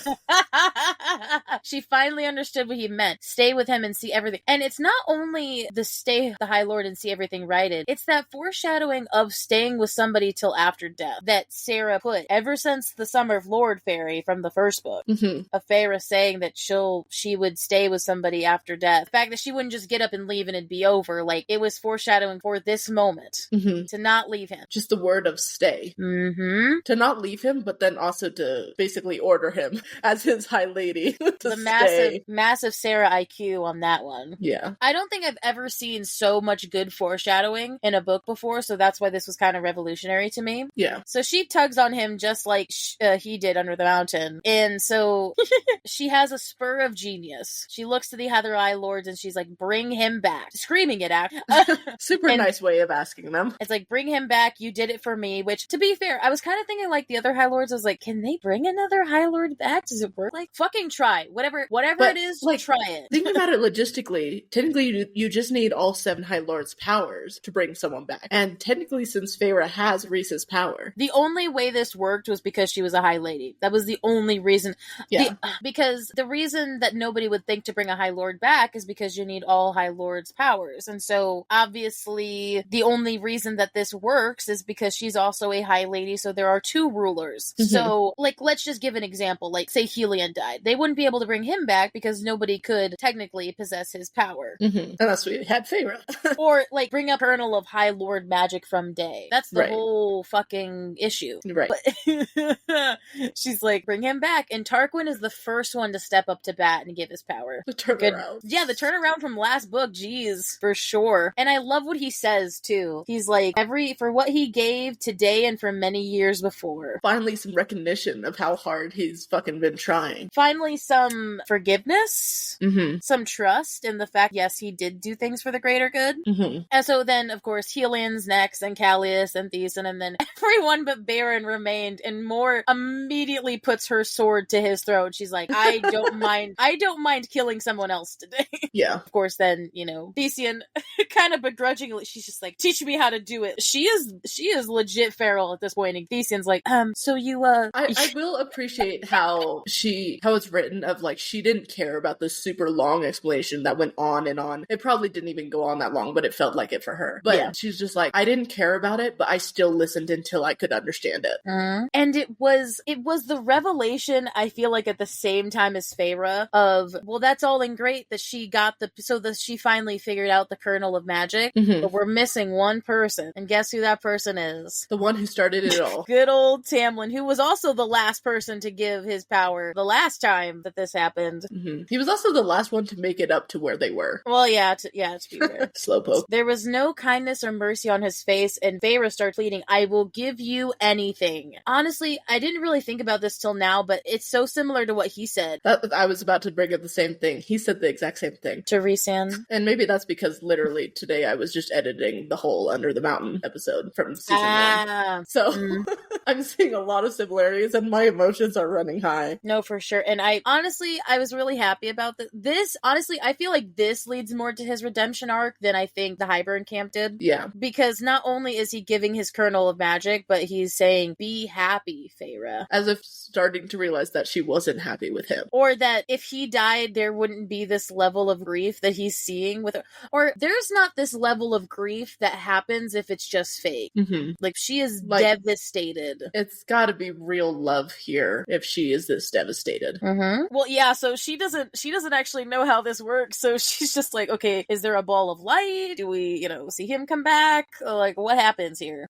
So she's just saying stay. And I really like how it's very romantic in the sense of she's telling him about the first night I had seen him when I'd heard his voice beckoning me to the hills. So she's kind of reminiscing about her own time on Calanmai, and she's like, was it the beat of the drums that was summoning me to the hills? Or was it actually Rhysand? I think it actually was Rhysand, I'm not gonna lie, because I don't think, because she was human at the time, there was no way that the Fae drums meant really anything, unless we're going with the fact that she has Fae ancestry, which is a whole different rabbit hole to go down, but I think it said at the time that the horse was also drawn. Yeah. So it could be something like that, but it's just so cute that she's like, I told him how I fell in love with him, and every note and laughter and...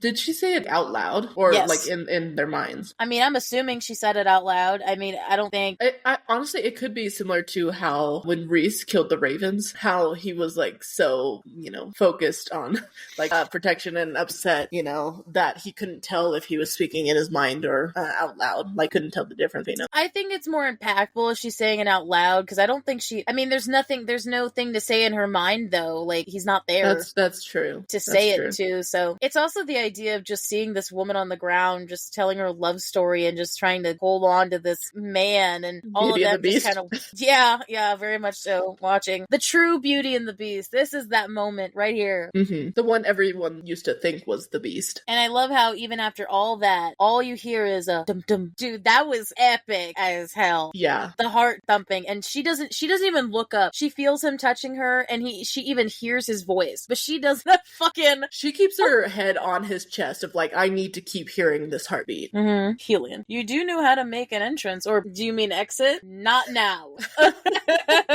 Stay with the high... Oh, even Rhys remembered the stay with the High Lord thing. And she finally looks up into his star-flecked eyes. And another clutch surprise. I mean, we kind of said this already, but the subtlety of just him being like, does anyone want to fetch poor Amryn out of the cold water? Like, dude, you were just dead. And you're just wisecracking jokes? You motherfucker. If I didn't love you so much, this would be different. Honestly, I was expecting Feyre to, like, slap him or something. Yeah. So yeah, dude, more Varian are sprinting for the cauldron, and they're fucking getting her out of the water, and she was there when the cauldron was sealing, going wherever we go. So I reached out a hand to see if she would want to come back with me. Oh, she chose to come back. Come back, sorry. Jesus Christ. So, with that being said, for her to come back, as she is purely Fae. No longer that epic monster of a creature. I mean, honestly, Amryn will always be the old, wise bitch that we love. She just doesn't have Death Angel power anymore. Yes, she no longer has the power. Well, we don't know if she doesn't have any powers anymore, but she definitely doesn't have any, Death Angel powers. Mm-hmm. To be fair, I would rather her not have any powers than her be dead, so I'm calling this a win. Yeah. So she still has her silver eyes, but they're no longer charged. And then Varian's, stroke of relief. Just Varian, like, wait, Amryn, and then whipping around towards the cauldron. Well, yeah, because everybody else got their happy ending except him. And his love. He should have asked her to marry him on the spot. I'm surprised he didn't. Like Nefel did. Yeah. Eleanor Lover did. Well, technically, Nefel married that night, so technically it's not night yet. Yeah, technically. Yeah, so, wow. First of all, so the war is finally over. What a roller coaster. Just take a breather moment of, wow, that was a roller coaster of events, emotions. Now we're getting the aftermath of this. So yes, they fast forward to amongst the sprawling field of corpses. Honestly, this is where I think that our graphic comes into play. This is like, this moment, it very much makes me think of our graphic scene. Mm-hmm. And there was one body I wanted to bury. The one true casualty. Yeah, the one that really hurts because of two people that died came back. Yeah. I do appreciate, though, as they're making their way over there and Feyre's monologuing, leaving Rhys out of my sight was an effort in self-control. Yeah, I bet. Oh, for sure. Which makes it so interesting how hard it was for Rhys to leave Feyre after Under the Mountain. Mm-hmm. And he left her for 3 months. I know. She's like, I can barely have a couple seconds. So yep, it's just the sisters and her. So here's some kind of tension. Nesta's being very quiet, and Elaine's actually being the more top one here. Mm-hmm. It's like all of a sudden there's this very shift in dynamic, which I will say, I'm giving Nesta the benefit of the doubt, at least at the moment, because she was the one who kind of went through the traumatic shit. Yeah. As they're fucking walking, they just see the King of Hybern's corpse laying in the clearing with crows at it. Nice. And Nesta spits on him as they walk past. Good. Sorry, the fucking audio audience won't know, but Liesl just went thumbs up. Yeah. A-okay with me. I'm not a violent person, but spit on that corpse. We're not violent people. Well, you aren't. You're typically not, but you can make some threats. So yeah, I mean, there's still screams and moanings of the distant wounded, but I mean, that's par for the course. Well, good thing their father didn't didn't bleed, so the crows aren't picking at him yet. Oh, that would have been hard if that was the case. Yeah. Did anyone else think this was such a Hunger Games moment of Elaine, like, combing his hair and then putting the flowers around him and whatever? Yeah. I will say kind of how useless that was when Feyre burns him, though. I was like, okay, so that was kind of useless. Yeah. Okay. I guess the thought is nice. Here, I'll give Elaine a pass. Like, it's whatever. They Honestly, lost their father. We'll give her a break on the nagging. Elaine was the only one who was actually really close with him, it seemed. Mm-hmm. The one that spent most time with him. Mm-hmm. But of course, because in the human realms, they don't have prayers and they don't have God, so right. We go back to this old Prithian prayer that the woman under the mountain said before she died. Yeah. And Tamlin said with the summer court fairy, but yeah. The milk and honey monologue. Honestly, I really like that monologue. Oh, I do too. I really prayer. do. Mm-hmm. And so, of course, Feyre ignites Father's body, and it's ash on the wind in a matter of moments. Similar to how Helion, helped with the cereal. Yeah. My brain is like starting to not work because I'm just like, oh, Rhys is back. We're fine. Okay. Things are back. Okay. Things are back, but not the same. No, very much not the same. Finally, we've been waiting for him to come back, and I'm so happy.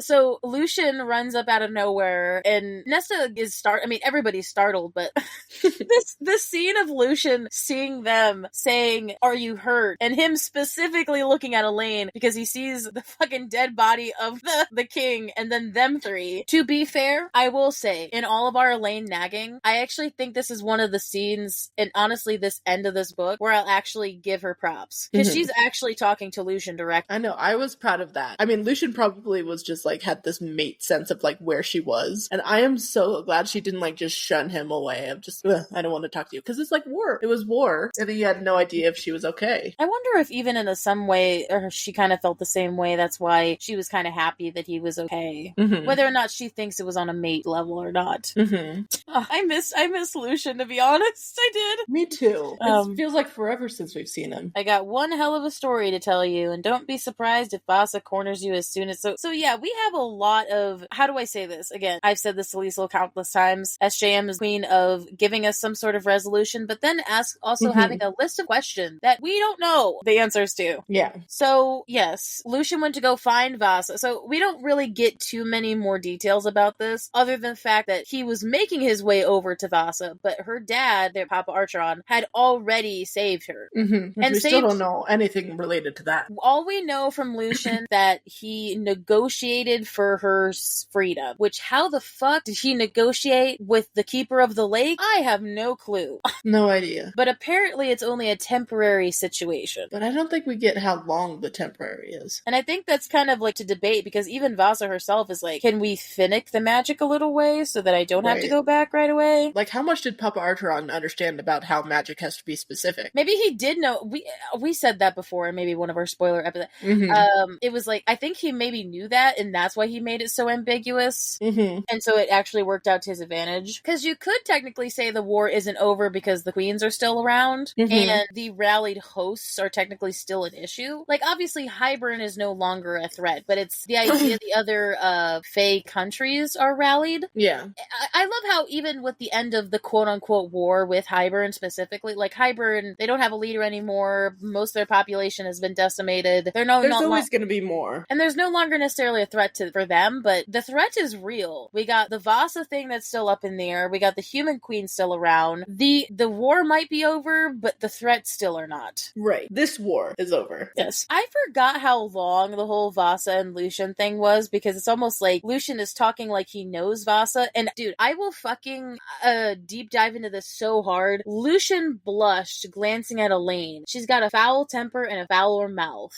Is he immediately I saw blushing, and I was like, is he macking on Vasa? Like, or is he blushing because of what she's said to him? Like, is she hitting on him? Is he blushing because Feyre is suggesting something and in front of his mate and he's nervous about that? Mm-hmm. Or is it literally because he has feelings for her? I have no clue. I mean, it's interesting because what you said about like him being like nervous about Elaine's reaction, that kind of suggests to when Feyre and him were in the cave in the mountains in the Winter Court. He's like, please don't tell Elaine that I was in the right with Ianthe. Oh yeah, like what happens in Vegas stays in Vegas. Right. I'm not fucking telling her about Ianthe. Gross. Yeah. I don't know. I feel like that's so up to interpretation, and I honestly, because I know so little about Vasa and Lucian, that I don't really have a a good gauge on that. Yeah. And I don't think anybody does.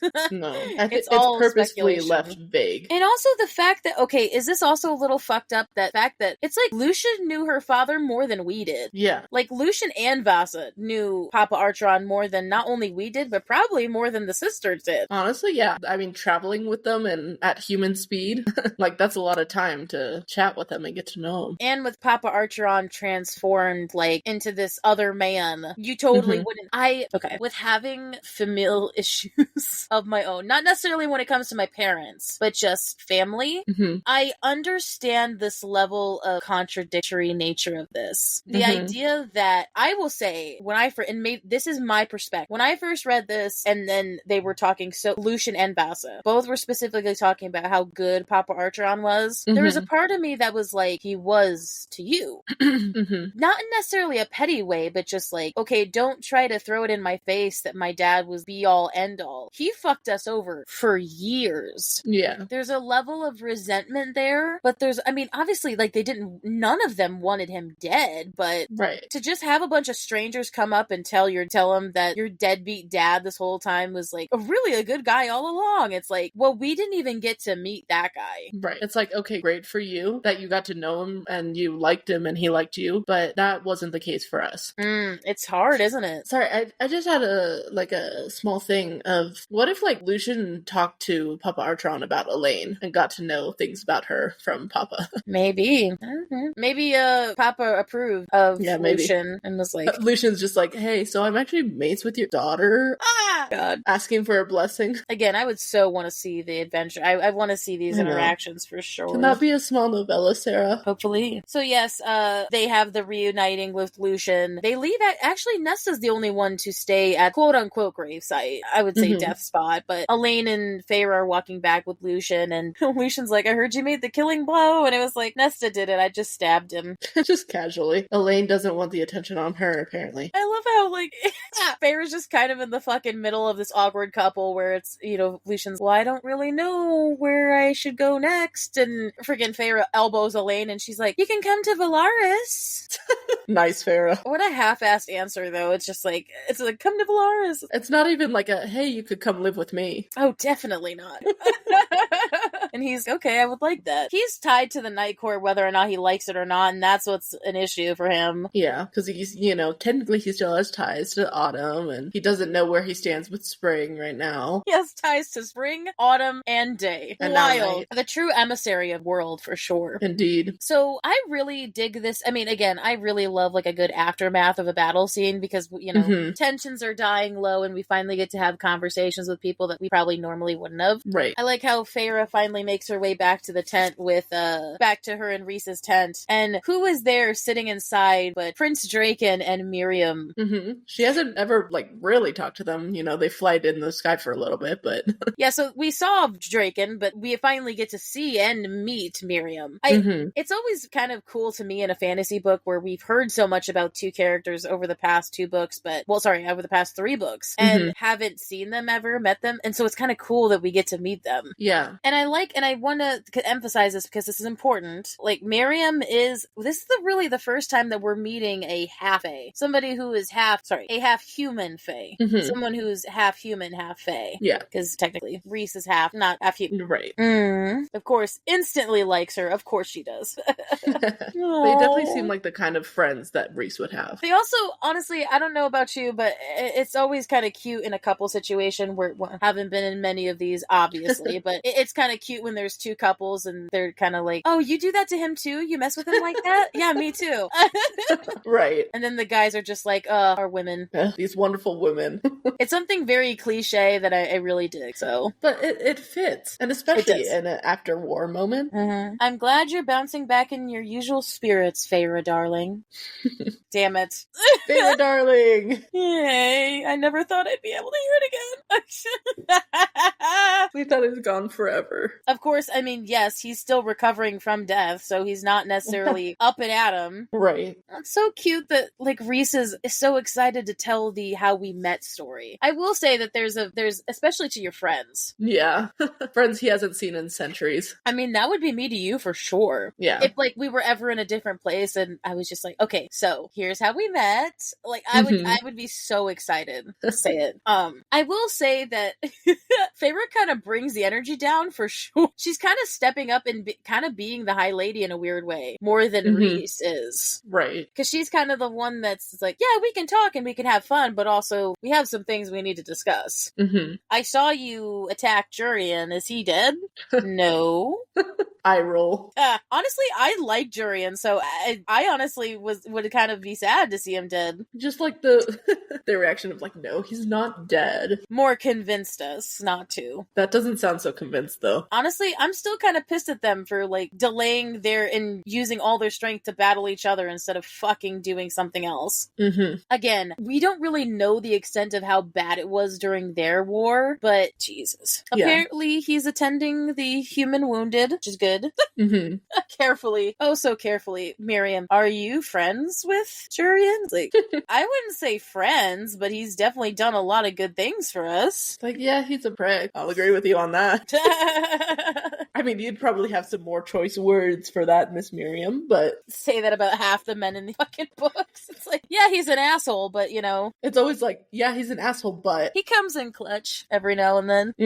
I mean, she's just being honest. Yeah. I will say it was kind of cool, though, when Reese brought up Nefel, and then Feyre got all like, Nefel's here? Like, I mean, she knows she is, but she's like, oh, where? Where is she? It is kind of surreal because she's like a hero in a story. And Miriam is kind of, even in a weird way, she's still not used to it. It's like, oh, even you though know, they're friends. Because Nefel was never somebody who would have been a household name, and then she is now. Right. It's like, hey, I would love to talk, but we have a big problem sitting at the top of the knoll right there, and somebody's got to take it home. Yeah. And I don't think it's gonna be us. I understand Feyre's thinking here, and I think it's actually pretty fucking smart. Cretea is the one place that nobody could fucking find. Even Rhysand. Right. Wouldn't that be the perfect place to hide the cauldron so nobody else could try to use it? Right. That seems logical to me. And of course, Miriam and Draken have proven their loyalty. So it's not like they're taking it and giving it to somebody who's gonna use it. Right.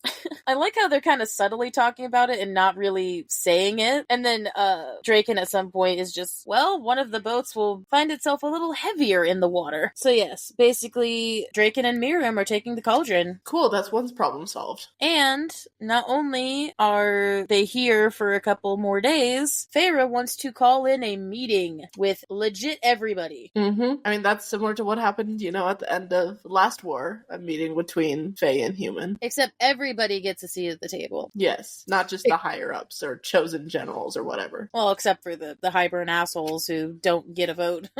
Yeah. So yeah, like, it's a day later. Everything came together rather quickly. I mean, they're all there. Why not? I kind of like how she's leading this. That is her idea, and that she's leading the charge on it. Yeah. And of course, they're having it at her sister's estate. The 2/3 that are left. The place for all of those meetings to happen. And yeah, so Feyre held him all night in her arms. Understandable. Yeah, me too. Call it conjoined at the hip. Honestly, she just lost him, so... Yeah, with everything cracked and crumbled and whatever, it's like, the High Lords arrived first, starting with Baron. Baron's the first motherfucker to walk in? He just wants a good seat. He was on time. Wow. And yes, Eris is scoring a massive bruise on the side of his face and a cut. Wow. Hey. He actually fought hard. Hey, scarred guys, give him the, wink wink. Give him the wink wink. I really like this subtle, there's like two subtle moments with Eris that are important to bring up. Number one, he kind of gives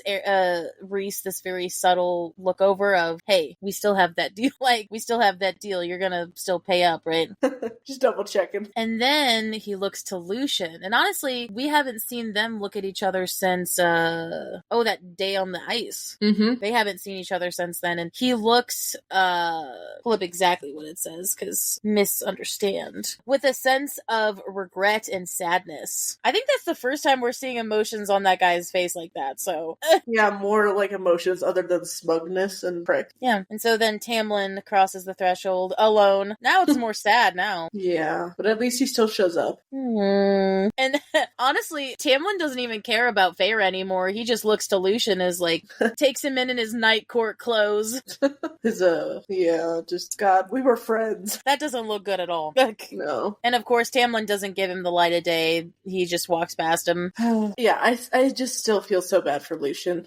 I think it's worse because he's wearing Illyrian leathers. Yeah. Because, like, the fighting leather, it's pretty bad. Yeah. Yeah, but, like, they're not a sign of allegiance, technically, but, I mean, yes, they are. It's like, but it's literally just what they offered him to wear because he was going on an adventure. Hey, you don't have any clothes for him, so... Yeah, true. So then, yes, everybody filing, and then Drakem and Miriam. We finally get to see Nefel, the dark-haired female. Yay! With the small wings. Nefel! I visually can see this moment of Feyre looking to Azriel and him being like, yeah, that's her.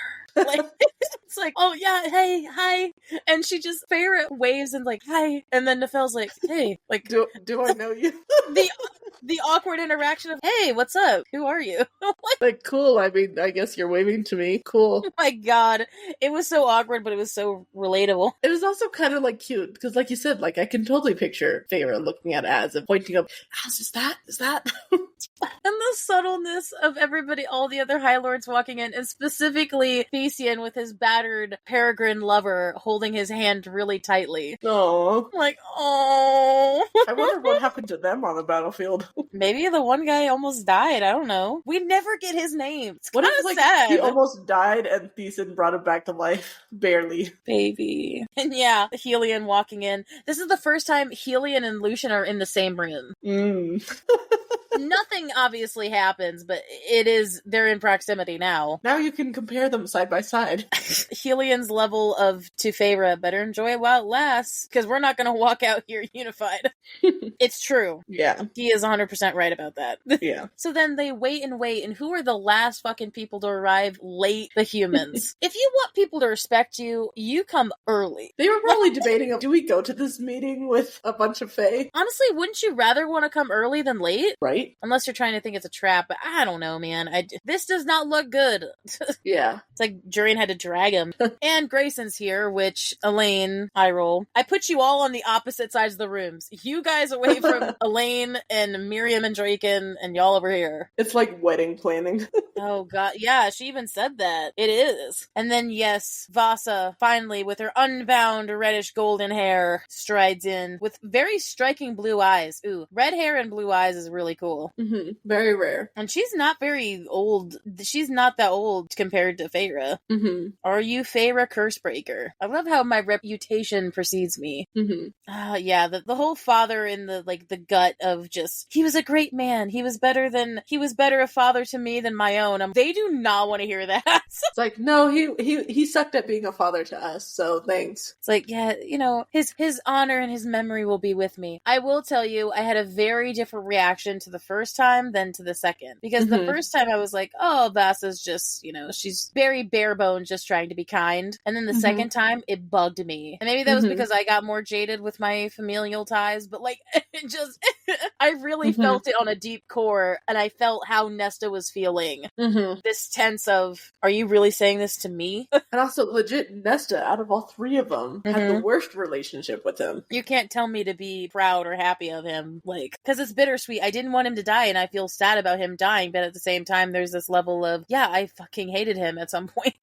Also, I will say, and I think we both felt this too, I don't know if anybody else in the audience felt this, but I think the first time reading this, the idea of everybody praising Nesta for killing the king was cool first, and then the second time, it was just like, ooh, something feels off about them praising her about that, where she doesn't necessarily like it. Yeah. Triple jinx. We jinx each other 3 times. So, basically, long story short, Vasa is asking Feyre if she can take the curse off from her, and it's like, bitch, I don't know. It's like, it'd be better to talk to Helion about that. I think, are they just expecting, because the only curse that Feyre broke was the one that she was actively involved in. Right, that she literally made a bargain about and didn't even complete the actual bargain. She doesn't just break curses. Like, this She doesn't isn't know how to go about, like, deciphering curses and how to go about them. Like, that's literally Helian's specialty. That's, like, problem of having something in name only. It's like, no, but I did that once, but that doesn't mean I can replicate that shit. It's like, I did that once and I died, so...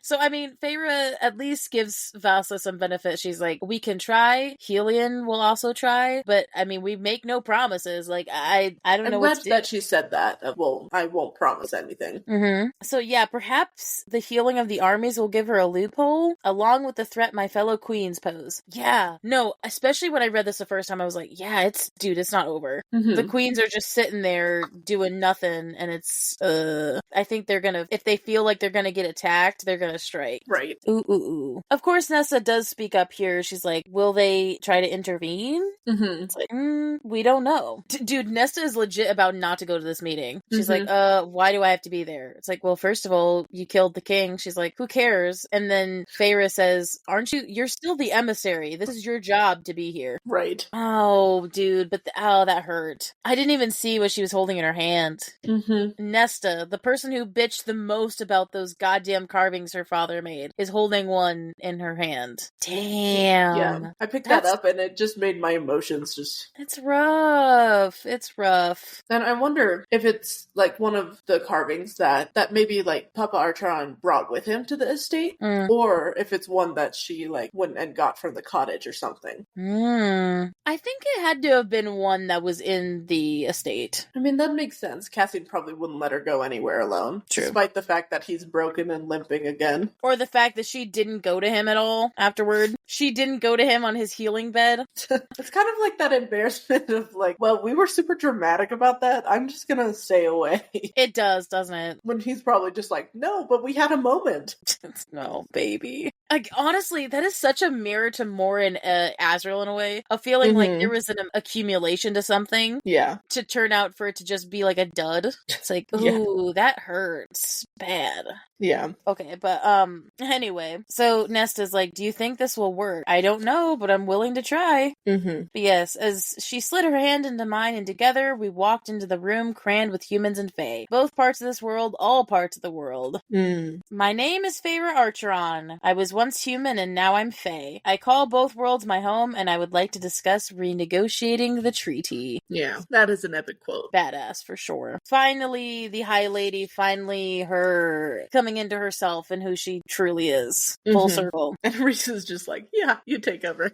Yeah, that's my wife. Honestly, probably saying it like that of like, oh, I'm still kind of dead, but like, that's my wife over there. Yeah. You go, babe. It's like, you got this, babe. I'm just gonna sit on this couch over here because I can't get up. I love how then chapter 80 starts with, a world divided was a world that could not thrive. So the first meeting went on for hours, basically like they're exchanging stories. She tells her story and, then talking about Under the Mountain and how Reese saved her. And then Miriam and Dracum tell their story. And then the humans tell their story about how, like, they have I honestly like how they're talking more in stories than they are in, okay, we're gonna get this, and this done. Yeah, because stories sometimes are more powerful than plans. Somehow getting the perspectives of everybody is kind of important to making this new world actually work. It's a start. And obviously, I don't think anybody really wanted to dive too much into that, so they're like, okay, so we'll table some of this for next time. We'll put a pin in that. Well, because now, and we talk about this a lot in the spoiler episodes, but now there's this level of, with the wall down, that some of the humans want to put up a new wall, but a lot of the Fae are against putting up another wall. I don't think a wall would work. Like, I think it'd take another 500 years for it to be taken down again, People would find their way through it or around it anyway. Or it's the threat of having the wall there, so then it's like, they want it down. They built up the wall the last time, but it ended up making the humans forget about what happened. Forget their history, get everything wrong about who the Fae are and what their weaknesses, what their strengths not are. everything, but yeah, most things. The important things. Also, the court lines were redrawn. I was like, is some gerrymandering shit going on? Like, What's going on? Because now there's a vie for power. Because no matter what, there's a whole human territory at the bottom there where it's like, okay, well, humans can be free, but they're gonna be under the High Lord of Autumn rule. And it's like, no, that's not how that works. The humans are literally in the human land, under the rule of humans. They are governing themselves, Baron. You do not need to do yourself in that. And then, of course, Elaine watching out the window, watching Grayson. Oh, yeah, he totally meant every word he said. He did not give a shit about her, did not even look in her direction. Nope. And just walked off. Lovely. Dude, I'm surprised Lucian didn't fucking go for him or something. Because somebody must have told him. Honestly, yeah. And honestly, I'm kind of surprised about this little last reaction at the estate. I'm surprised who comes up and talks to her. But who, unbeknownst to Jurian, walks up next to her. Queen Vasa offered me a place within her court. What court? First of all. Second of all, okay, sure. Cool. Good for you. What sort of court can a cursed queen have? Probably better than the one that's currently at court, so... Too bad the king was spectacularly beheaded by your sister. I love the way Jurian talks. He's kind of funny. He's got a flow with the way he talks. He does. It's like he's 500 years old or something. It's almost like he is. Right. That's why he'd be on the lay list. Do you think we stand a chance of peace between us? Yes, I do. I think even through after everything, Jurian still has a sense of hope that peoples can be reunited. And whether or not you have your feelings about Jurian or not, that's pretty really clear about his character. For him, it's always been about the humans. And you gotta respect that. A little bit. So it's well. So, yes, we are finally back in Phalaris, folks. Finally back home. Oh, it God. feels like forever since we've been here. It has. God, it's been a while. Especially for us over the episodes, for sure. Hasn't it been since... the High Lords meeting. Yeah. Before then. Gods. Yep. And yes, the first thing hearing again, the constant of the children and this laughing in the streets. Yes. And then just literally standing in the townhouse. Okay. Oh, the townhouse. I love the subtle the aspects of now that Amryn has to eat human food now, or like regular food. Yeah. Because she's no longer a quote unquote angel of death. Meaning she can't drink just blood. Right. She needs actual nutrients. Oh, wow. So bad. Now she'll have to eat the other parts of the lamb. I thought it was really odd, though, as they're continuing, and everybody except Nesta is very happy. Like, she is retreating. She's barely spoken or ate, and I was like, honestly, even in this last shift, it's almost Elaine and her are switching places. Honestly, I don't blame her. That is clear PTSD. And guilt. I don't think that Nesta knows that Feyre saw everything. I don't think so. So she's keeping it to herself. It's just between her and Cassian. Baby, it ain't. No. Also, and we don't actually know how much Elaine saw either. I mean, okay, by her reaction, I don't know if she actually saw her father getting killed. I don't think so. But like, still. Anyway. It's speculation, I know. I'm surprised you didn't take the king's head and have it stuffed on the wall. Yeah, you don't want that thing watching you, though. God damn it. Now Amryn is entitled. She's like, she is going to use the fact that she saved the world on them so often. She is. I mean, good thing to lord over everybody, but also, geez. And it's Elaine. It's Elaine out of everybody to be like, well, the new Amryn is crankier than the old one. It's like, bitch, have you even really... Wow. Have you even spoken really 2 words to her? Like... It's like when Lucian was like, wow, did Feyre just make a joke? Yeah, it totally feels like that. Feyre is speculating that somehow, because the cauldron got destroyed, that the bond between the cauldron and her kind of snuffed out, and so there's a feeling of her feeling broken, which is a good idea, but I don't really think it has anything to do with that. I'm like with you. I feel like it's just all about her. Yeah, I think it's a lot of unanswered issues that it's like, ooh, okay, those we're gonna have to deal with. All right. Yeah. So, with that being said, they break out the fancy bottles for this. For this party. They just won a war. Hell yeah, break out the fancy. Dude, how quick it can go from me being pissed at this man about killing, like almost killing himself, to then being like, hey, it's real, baby, and I'm gonna show you for hours tonight. Do not try to seduce me with sex. I am still mad at you. Don't try and make us forget that you fucking killed yourself. I'm still gonna do it, but do not try to distract me. I will accept the offer, but It's like, I will accept the offer, but this is just this first step. You are not out of the doghouse. I'm still mad, but we're still gonna make love all night, all right? I'm not I'm not a masochist, okay? Like, I know my limits. God, it's just so funny. And honestly, sex seems like a pretty good way to remind yourself that he's there. Oh, yeah. For sure.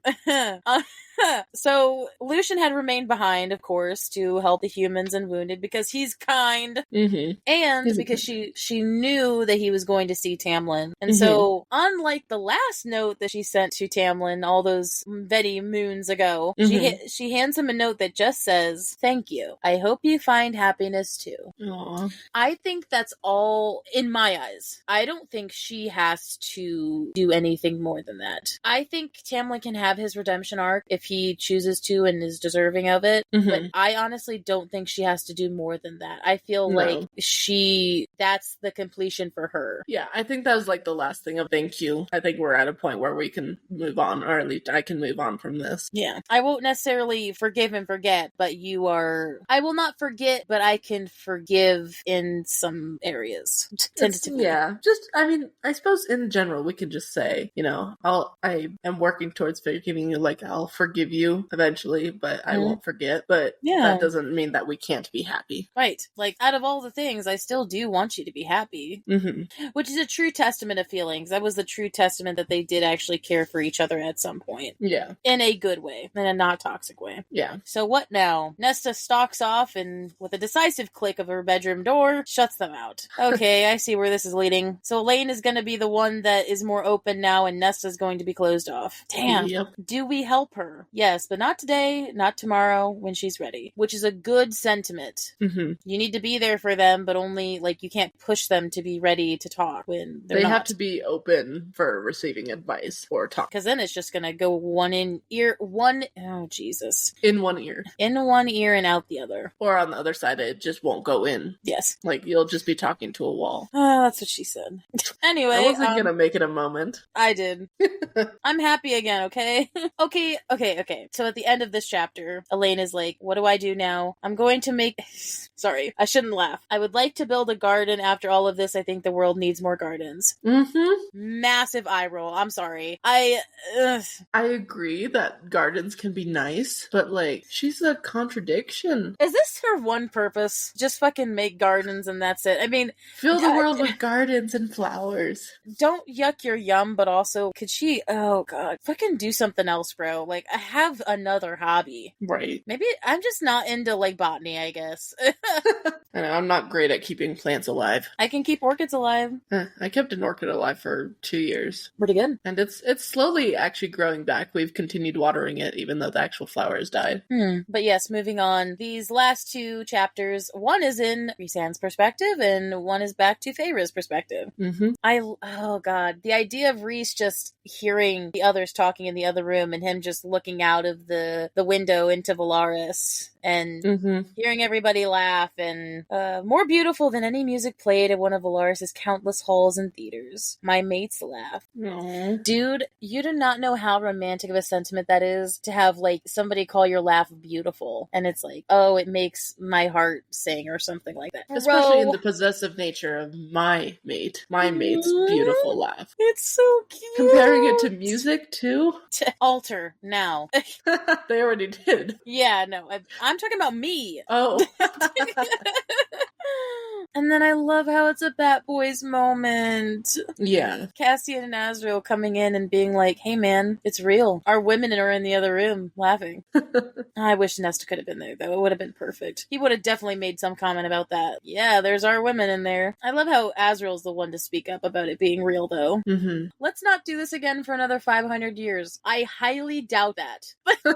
With the fact that there's more books to come, I really highly doubt that. Yeah. But the sentiment is nice. Yeah. I looked ahead toward that laugh, that light, and the vision of the future Feyre had shown me. More beautiful than anything I could have ever wished for. Anything I had wished for. On those long, solitary nights with only the stars for company. A dream still unanswered, but not forever. What? Also a man who can just speak so eloquently. I know he's talking in his mind, but also, okay. It's very nicely put. So then, of course, the end, Feyre chapter 82. Mm-hmm. Bro, this kind of threw me for a loop because I thought it was going to be it is, to be fair. It is a very nice sentiment, romantic moment. But while everybody else is down Rhys is on the roof, brooding, he normally does, looking up the stars. And Feyre sits in his lap and he does not realize that, remember, all the way back in book 2, that lacy red underthings store, she just sits in his lap in like a red lingerie. And he's like, oh. Oh, okay. With not even a hesitation, I should have known. Apparently, like, the shop ladies gave it to her for free. It's like, well, that's what you do when you save the world. Too bad Rhys couldn't be there to help her buy it. Oh, God, that scene. Dude, they're on the roof. Isn't it cold? Whatever. The realism is gone. I don't need the realism. I do appreciate, though, how he's just like, you're disgustingly rich. And she's just like, just because I have money doesn't mean I want to spend it. It's like, well, someone needs to know about money around here. Out of all the things this last scene could have done, it's very interesting that Amryn is brought up. Is Amryn still our second? I guess to me, the idea, even if she didn't have all that power, it doesn't really change anything. She still seems to be the best suited for second. Right. The knowledge of it, if anything. Right. And the level-headedness that she has versus the others. But again, he makes it a choice for her. He's only if she wants it. I heard you when I was gone. I never want to feel like that. He's like, again, and he's like, well, now you know how I felt under the mountain. And she's like, never lie to me again, bitch. She is not in a joking mood. Not when it comes to their lives. His life specifically. Except with the fact that she's sitting on him in lingerie. Yeah. Take me seriously, babe, when I'm talking to you about this while I'm sitting in this very lacy lingerie. Okay? Take me fucking seriously. I heard you even in death. It made me look back and it made me stay a little longer. Oh, that's so sweet. Damn it. So then here's this epic kind of last romantic, albeit a bit dumb, bargain that they make. When it's time to go there, go together. It's a bargain. I love her. Feyre and her bargains, I swear to God. Honestly, it's literally about it when somebody gets a tattoo for the first time and then they go ham with tattoos. It's totally that. So it's totally that vibe. Apparently, tattoos and, I've heard piercings are also very addictive. I can hate you. It's only because we're going to see him tomorrow. Anyway, moving on. So the twin to the one that had once graced it. So the tattoo that they originally had it came back. I missed the old one. I did too, honestly. The OG tattoo. Yep. But Rhys also has it on his arm now, which is different than before. She's just like copycat. It does look better on her, to be fair. Although now she has tattoos on both her hands. She doesn't need to wear gloves anymore. Oh, and let's not forget the small little fact that Bryaxis is still on the loose, and they don't know where he's at. Honestly, I have no theories about where he is or anything like that, but, just a random fun, thought that I've had is, if he's still actually hunting down Hybern people who are on the loose, because that was what he was ordered to do. That was his directive, and he's sticking with it. Yeah, he's like, no, I'm not going to come home yet, because there are still people to hunt down. Oh my God. So, there's this level of, God, I'm going to have to hunt him down, don't I? And he's like, yep. You're the one with the bargain. And this is where our title comes into. And will you come with me on this adventure and all the rest? Always. That sentiment of not only the always, but will you come on this adventure is a level of romance that for me is something that's vital. It's and almost the promise that there will be more adventures after this one. And not saying that my life needs to be this exciting roller coaster of events, but it's honestly, to me, it feels like just a more fun way of saying, stay with me now and forever, or I'm gonna love you forever and always. Will you stay with me through the thick and the thin, through everything? However you want to say it, that's what it is. It's just another way of phrasing it. Yeah, you're right. And so, of course, kisses her very breathlessly, takes her breath away, and then not only takes her breath away, but then in the skies. Of course, we end it in the skies. It's kind of perfect. In her lingerie. The poor people in Valaris. Not the weirdest thing that they've probably ever seen. Probably not the weirdest, but so yeah, they're a shooting star into the starry night. And I love how, because they're looking over Valaris just like they did in the last, but this one is different. To a new world, one I would leave a better place than how I found it. Fucking surreal. Not only are they savoring it from above, but he's letting her fly as well, beside her. So now it's like, again, the carrying each other was him carrying her was cute, but now she's powerful enough to stand on her own and fly beside. And it's like, it feels like it ties everything together, because, Reese loves the flying, and, remembering that story he said of how he would sneak out and his mother would jump out and fly with him. It's like, now he has someone to fly with. That isn't his two brothers. Right. When he brushed his wing against mine just because he could, because he wanted to, and we'd had an eternity of nights to do this, to see everything together, a gift. All of it. End of ACOWAR. Wow. Oh, round of applause.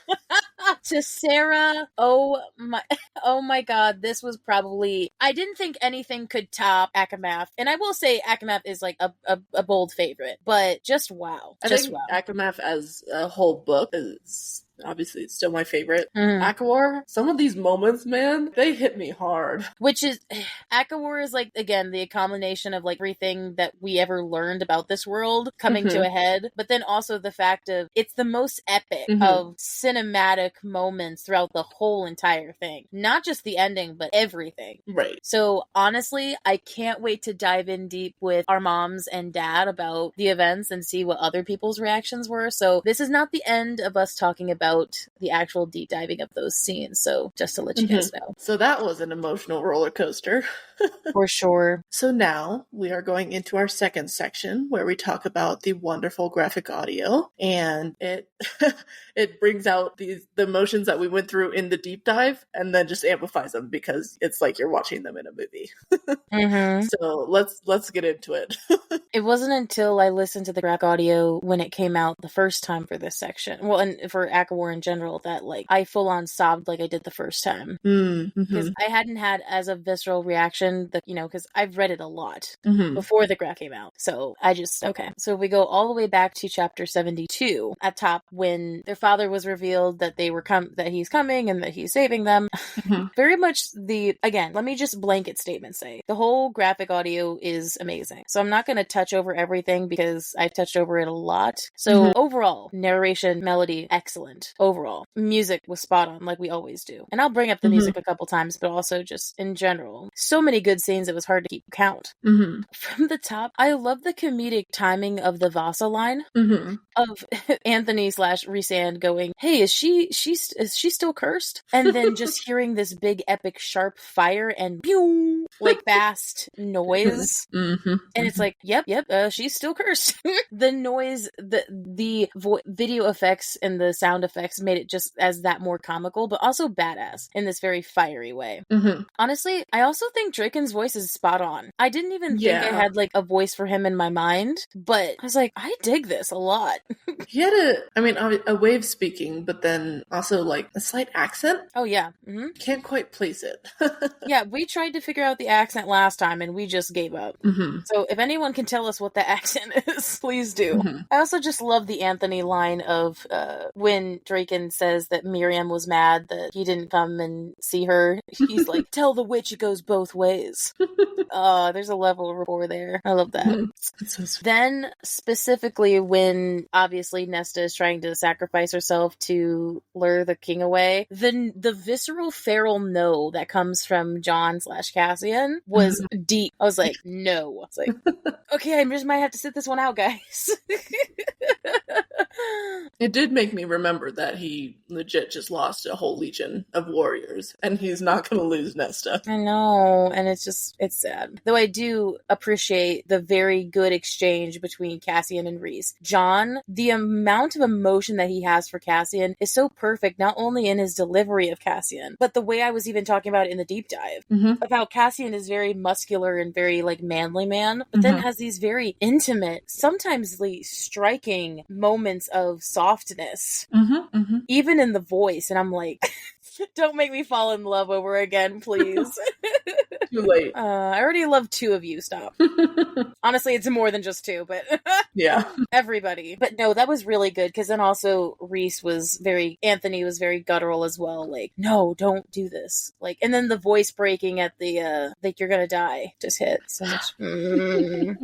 Similar to what you said in the deep dive of just the bromance moment. Yes, and then hearing the bromance moment, it was like, oh, great! It was just so perfect. Mm-hmm. And then lastly, for chapter 72, I loved the Nesta tell father, thank you. God, Natalie, spot on. She so does great. this so perfectly. She does. It's so funny. My coworker is listening to the graphic audio because I've talked about it so much. Mm-hmm. And this isn't my manager. This is another coworker. And she's like, Nesta sounds like such a bitch. And I'm like, that's the point. And she sounds so perfect for it. She's the best bitch ever. Yes, the bestest, the baddest. So then, of course, chapter 73, the fighting noises. The fighting noises, like we said through the last scene, they kind of are through it all. But as soon as they start getting closer to the cauldron, the tense music ramps up and the fighting music stops. Mm-hmm. Or the fighting noises stop, I mean. And dude, I didn't expect the graphic audio to be as brutal as I thought it was going to be, but like, you hear the Weaver getting ripped to shreds. Like, you hear the neck snap, and then you hear the dogs like ripping at flesh. It's like, holy fuck. It's a lot of detail. Yeah. It makes the scene, and I dig it. It does. But also at the same time, it's so brutal, and I'm like, wow. Just wow. Mm-hmm. And honestly, if it wasn't for the graphic audio, I wouldn't have realized the whole comedic aspect of Amren throwing Feyre to the ground. Tiny Amren. Yeah, she just like yeets Feyre to the ground, and then you hear the King of Hybern's footsteps. It's his slow walking. Jesus. Yeah, even in the graphic, they emphasize it over and over again. It's almost like in their way, they're also making fun of him. Yeah. Which is why I was laughing even more in the deep dive, because of like remembering the sound of it. Mm-hmm. Also, hearing the King and Striga talk was cool because both of their voices are very powerful presences. Mm-hmm. And hearing them one-up each other in one stroke was actually pretty cool. And again, like I said, I kind of got ahead of myself, but the death was brutal. Yeah. And it made it just even more sad. And then specifically with Amren in the moment of, you make it count. Like, it was sharp and almost sad in a way. Mm-hmm. Like, Nora did such a great job of making it sound so gutturally, like, I understand, now we can make it count. Yeah. Don't let it be in vain. Amren proving that she's a great second by keeping everyone moving. For sure. And then the music behind the cauldron was sick. Girl. I mean, the music has always been great, but with the cauldron, how do I put it? It has like the same theme every time it's mentioned or you're near the cauldron. It has the same theme, but there's always something different. At least to me, it always feels like something that puts you on the edge, something very tense, but it's not in your face about it. Oh, for sure. I love the consistency in the music. Yeah, consistency, but also it's not boring. It changes based on So it was the fact that they were closer to it, and now that they're at it, it's like, ooh, okay, we're here. Yeah. Also, the sounds of so again, moving to then chapter 74, when Feyre finally touches the cauldron, the idea of the music effects changing when she touches it, this feeling of we are getting immersed into this power and feeling like we're getting overwhelmed as well. To me, it kind of felt like a opposite way of, if you're listening to music and then you put your head underwater and it becomes muffled, kind of felt like the opposite way. So I guess flipping the analogy then, if you're in water and listening to music and you step out and suddenly the music's like really clear, that's kind of what it felt like, of like, okay, you're just hearing it from the outside. So maybe that wasn't the correct analogy that I meant to use. Maybe house party would have been better. It's okay. Anyway. I understood it. Anyway. But especially when you hear Feyre's monologue describing the events we see as we're going, the music in the background is very, again, fantasy drum-esque of like, I think I liked the difference between first time we get to see and then the aftermath of when we go back. Because like, you could even tell the first time there's a sense of hope to it, whilst coming back there's a sense of hopelessness to it. Yeah. Again, these graphic audio people knowing the shift in the emotions so well to put in the music. Yeah. My favorite part about the whole Cauldron Feyre thing, like, how do you portray this without it being technically in Feyre's perspective, right? Right. I mean, Melody's still narrating, but every time you hear the people that she's watching talk, it's not the same echo as when you're hearing I have a pretty good explanation for this. Just give me a moment to sort it out. I've thought about this because it was hard to describe. It's not like it is with the mind thing where they're talking to each other in their mind, that echo. Right. It's almost, you know, when people are in those running hamster balls, it's almost like you can hear them behind Muffled. glass. Yes. It's not echoey, but it's muffled with a sense of echo, with a hint of it, let's say. I mean, honestly, it's, now that I think about it, similar to how you said it in the deep dive of, you know, getting trapped in someone's mind. So it makes me think of the memories that Reese shared. Yeah. Similar to that. It's almost like Feyre seeing it secondhand. Like, she's not directly in the cauldron's mind, but she's seeing it secondhand, yeah. Also, God, I forgot how long it's been since we've heard Papa Archeron's voice actor. Yeah. I had forgotten what he sounded like. And it was still rough, because it's also an old man, and, like, anytime an old man's, like, saying really sad shit, it's also very disheartening to me. Yeah. I love what he says. I love the I love you message, because it's very, you can tell just from the way he's talking, like, this is it. He knows it's it. It's short and bittersweet. And then, of course, Nesta's plea. At first, it's so quiet. It's like, please. Like, she doesn't know that she's saying it herself. And then the subsequent neck snap, which we heard before, but then Melody's scream. Oh my god, Melody screams so much in this section. I know. And she does it so well. She does it so well. Melody, love you to death. This made me, well, I already loved your narration and all of your voice acting, but this took a this was hard to pull off. Yeah. On top of the sad music, it's like when you throw on the sad music, and it's, you throw on black and white, and then you throw on the meme music, or sorry, not the meme music, the slow-mo. It's the triple threat, right? Slow-mo, black and white, and the sad music. Right. Also, another subtle moment that I didn't really think about when I read it, but I was like, ooh, when it said that the cauldron thrashed at Nesta's eyes, it's almost like a monster. Like, you heard a monster thrashing. Like, you could hear this guttural sound, and I was like, ooh, that kind of gives a sentience to the cauldron that text necessarily doesn't. Well, I mean, text narrates that, but that the text couldn't do that as well as that audio. And then, of course, I think when Nesta let loose her power, when Cassian got stepped on, God, the screams in pain from John versus then him getting just literally stepped on, and then she just yells and lets her power loose, and you hear it, and it's the same sound. And I thought about this. It's when she releases her light power or whatever, it's the same sound effect as how the cauldron did it in the last part. To signify again that it's the same thing. Yeah, just a mini laser. Which is, again, let me remind you, that is such a subtle detail, and I appreciate it so much. Yep. Of course, then I thought the sword fight with the king and Nesta was cool, because, like, you could hear the sword sounds. Yeah. And the subsequent slap. God, that slap hurt. Oh, you felt it. Yeah, I felt it. It's like when guys see other guys getting hit in the balls, and it's like, yeah, ooh, I felt that one. Yeah, for sure. Close your legs and be like, oof. Like, ugh. I could probably go on for hours about how that Nessian scene shredded me, but first of all, props to Natalie for this level of, I can't. Like, right. It's almost like there's a level of, she's like, I know I'm dumb for staying. She knows this, but she can't. She doesn't know why she can't, but she can't. Again, the same thing. And then John, oh my god, this was such a cute quote already. And then on top of John's acting of not only, you know, on death row, but his delivery of it. Oh my god, it was so good. Brought me to tears. Brought me to literal tears. I was like, yeah, you bitch. I also, then moving on, I loved how we heard the knife before, before the narration. Again, it was a surprise of just like, okay, King was about to throw his ball, and then you hear him choking, and then you hear Elaine stepping out of the shadows, and hey, I gotta give it to Elaine. Epic line of "Don't touch my sister." Ooh, that for once, her standing up for that. That was really good. Marina? Yeah, I'll give her props on that. That was perfect. Elaine doesn't have very many epic lines, and that one was pretty good, so I appreciate it. Yeah. Honestly, Karina makes Elaine epic to me. Yeah, that's true. Karina does a good job of, you know, making us annoyed by her character and her actions. Then when she actually has a good line, she delivers it really well. It's like, damn, I can't hate her. Darn. Right. I mean, I still can.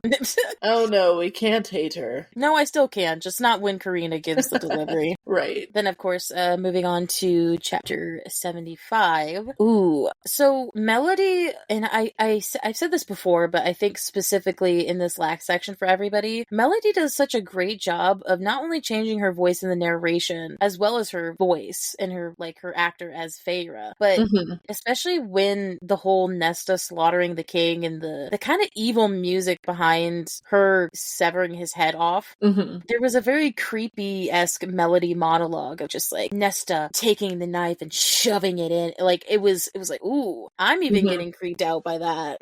The sound of the flesh giving way. Oh yeah, that was wild. Blood spurting, severed head. It's like, oh wow. Yeah. You could even hear the thump when she throws it. I was like, damn, all right. I also subtly like when they talk about the cauldron and Elaine and how, you know, he won't hurt Nesta because Elaine protected him, protected her, whatever. I love the mystery music behind it. Almost like the people at Graphic Audio were like, we don't know what the fuck this means, but it seems important. So we're gonna put kind of this ambiance music behind it and kind of be like big old question mark about this. And then yes, as she gets bungeed back into her body and hearing Reese's scream and roar was cool because I didn't really hear Anthony. It was very much just a beast noise. Right. It was like, ooh.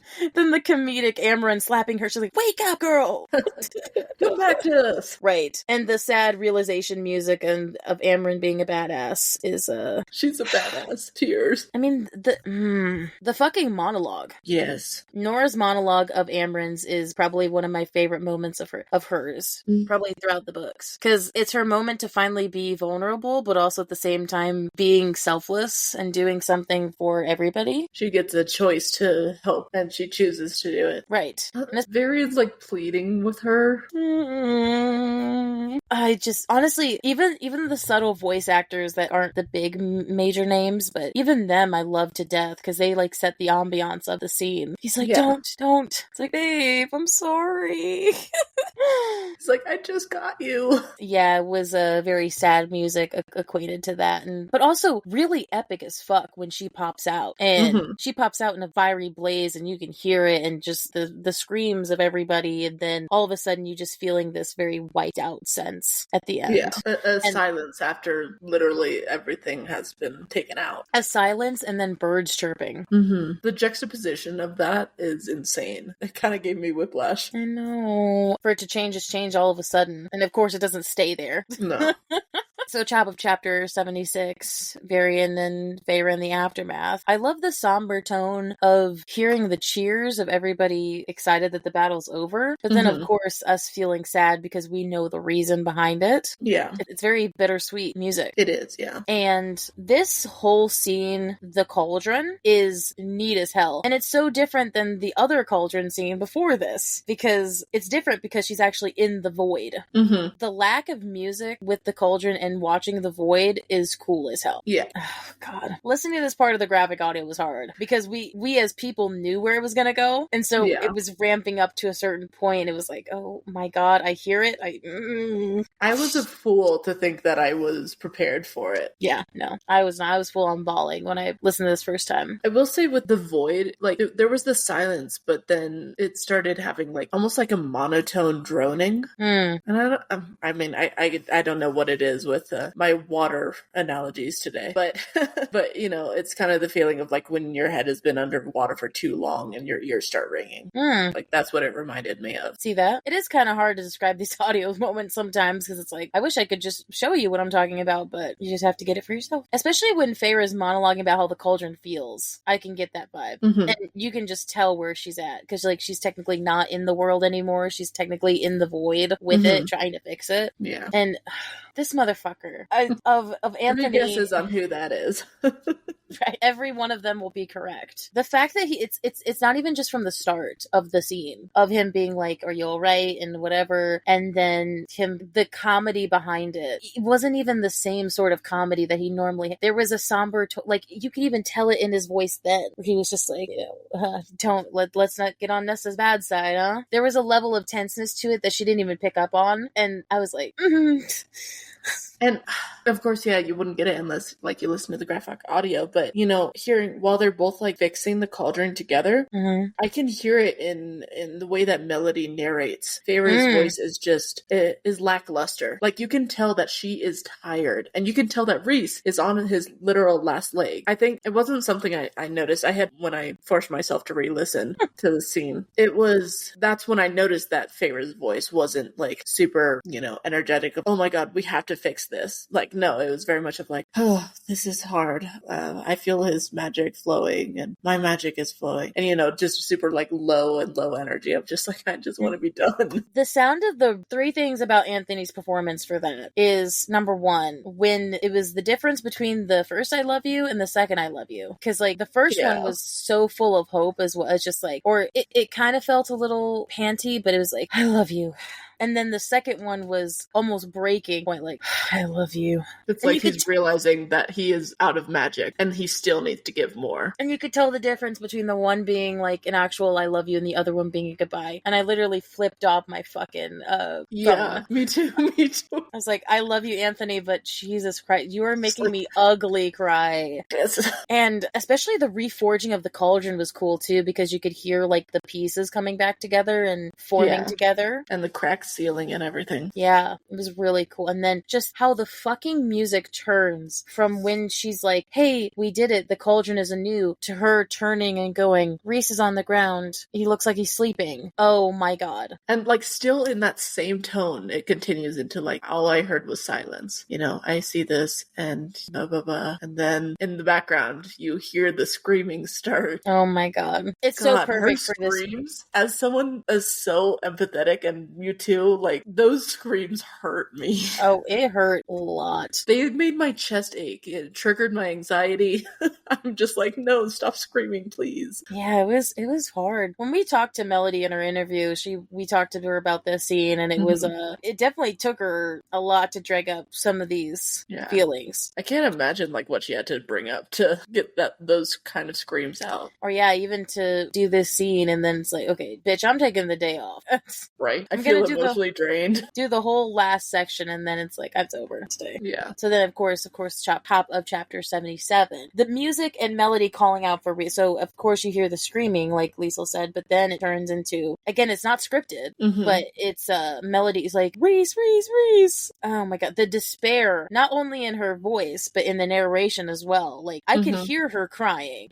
She was probably in the booth in tears. Yeah. I could just tell from the way she was talking. The slight tilt to her voice. Little tilt to her voice. And the breaking that comes with this, and the overall, this was so good. And then kind of numbness of the music. Like, again, there's no music, but it's very much this, I'm hyper focused. I'm not hearing anybody saying anything else unless I pick up on it out of nowhere. Right. The, of course, I love, again, the remembrance of the surreal line, as well as her being like, it was a lie. Like, she's like losing it. And then she's like, the first, bring him back. And then bring him back. Like, lie. Oh my god. It's like, this is true grief right here. She doesn't even have to go into the guys' minds. They're just fucking terrified of her already. Yeah. And I loved Tarquin. The epic, I don't even know if I could replicate it, but it was for what he gave. Yeah, super dramatic. It's like, oh, Tarquin. And he's a super dramatic guy, but it was also a good, it was perfect for the moment. Reese rubbing off on the dramatic nature. Yes. Oh yeah, and then hearing Feyre plead to Tamlin, like realizing that it was him that she'd have to ask, and then she's like, please, I'll do anything. Please, please, please, please. And Henry only sends one sentence. Henry delivers it so well. No. It's like begrudgingly, but at the same time resigned, and like, there's a part of me that's still not happy about this, but I see the way that you love him, and so I won't get in the way of that because I still care for you. It's so charged, and also like it's in his really deep voice too. His real voice, you mean? Yeah, right. Ooh, and he said it to us in our interview. He brought it up that this was one of his favorite moments, and it was like, oh, be happy, Feyre. Yeah, down like 3 octaves. Yeah. Then I also like the monologuing and Melody saying the stay, and then the music behind her telling the story. It's almost like, yeah, we don't really need to hear all about it because we read it. This was the books. These are that story, and it was very romantic. I really liked it. And then this, oh my god, it was so great. Era of a dead silence, and then the dum dum. First it wasn't 2, it was just and then dum dum. So it was only 1 beat, and then it was 2, and then just this big inhale. And I was like. God. And then Anthony coming out the gate being like a smartass. I'm just sitting there screaming at my phone, just like, shut the fuck up. I definitely would have slapped him. Oh, yeah, no, either of us would. All right, move, Feyre. He needs a slap. God. Oh, and then hearing the water in Amryn was cool. Mm-hmm. The sloshing of the water. And then her breathing in, she's just like... Because, yeah, she was just chilling in the cauldron, you know. Suffocating. Drowning. Yeah. Oh, and then the poor variant. It was such a cute moment of just like, he was so happy. He's like, yes. Yeah, there's my babe. She's okay. She's okay. She's alive. Marry me. Dude, I would have laughed so hard. He said that. I mean, he already was on his knees begging for her not to do it. I know. Of course, so then, chapter 78, of course, the music is now turning to a more peaceful, okay, the war is over, but it's also this level of bitterness about what happened. Like, yeah, there's still some scars that are gonna be here. Right. And so, yeah, also, again, Melody monologuing that whole thing with her sisters was good, and I was so happy. I loved hearing the running and breathing, and then Lucian peering, and I was like, Gabriel! We haven't heard Gabriel in forever. We haven't heard him since he left. So, of course, I mean, love Gabriel to death. I thought it was good. I thought at first, like, the tentative, like, are you alright? Are you hurt? And then him turning into himself again, of just like, yeah, she's got a mouth on her. You'd like her. I really do love Gabriel for Lucian, though. I loved Karina, especially. She tried to sound so innocent when she talked about stabbing. It was the line of, it's almost like she felt bashful. Like, it's almost like she delivered that in a bashful tone. Like, Lucian said, oh, I heard you, slew the King of Hybrid. And she's just like, no, Nesta did that. I just stabbed him. It's like, just stabbed him. Bitch, what the fuck? You can't say that and be cute. Like, you can't say that in a cute way. Yeah. I will say Karina does a really good job of switching it up and giving you whiplash. Which I think is like left, because again, I think, honestly, I love the director. I think her and us are kind of spot on with how we feel about her. And it's almost like she's trying to perpetuate that in the text. Yeah. And then, of course, I love the transition music to how friendly it sounds when she walks in with Miriam and Draken. It's a sense of, like, feeling of calm. Yeah. And I really like that. And then chapter 79, another cool accent. Miriam has the same accent as Draken, which consistency, we love. It's like a thick accent. Again, it sounds Spanish, like Spaniard to me. Not Spanish as in the language. I'm like talking just like a literal Spaniard. And I love the banter between them. It's like a new bantering couple of just Miriam and Rhys's rapport and Draken, and it's so good. Also, of course, the fantasy music behind the moment where Feyre is talking about hiding the cauldron on their island. There's a level of curiosity to it, but it's not necessarily dastardly music. Right. And then, yes, moving on to, because there wasn't really many, they kind of did all the epic graphic audio stuff before. So then, of course, when they get to the big meetup with everybody, the big, like, the couple of major things that I really liked was, it was cool hearing all the steps coming in. It seemed stupid as a little, detail, but I really liked it. And then, of course, I love the Lucian mechanical eye thing. That still amazes me when it's like Lucian's eye sharpened or something, and it's like this very verbati sound. Yeah. And again, this is our first time hearing Vasa's voice, and it was really neat. It's like she's got a hint of Irish. I will say, I looked into it, and apparently a lot of people were surprised that she was Irish. I don't, honestly, she's a redhead, right? Isn't that like is that a stereotype?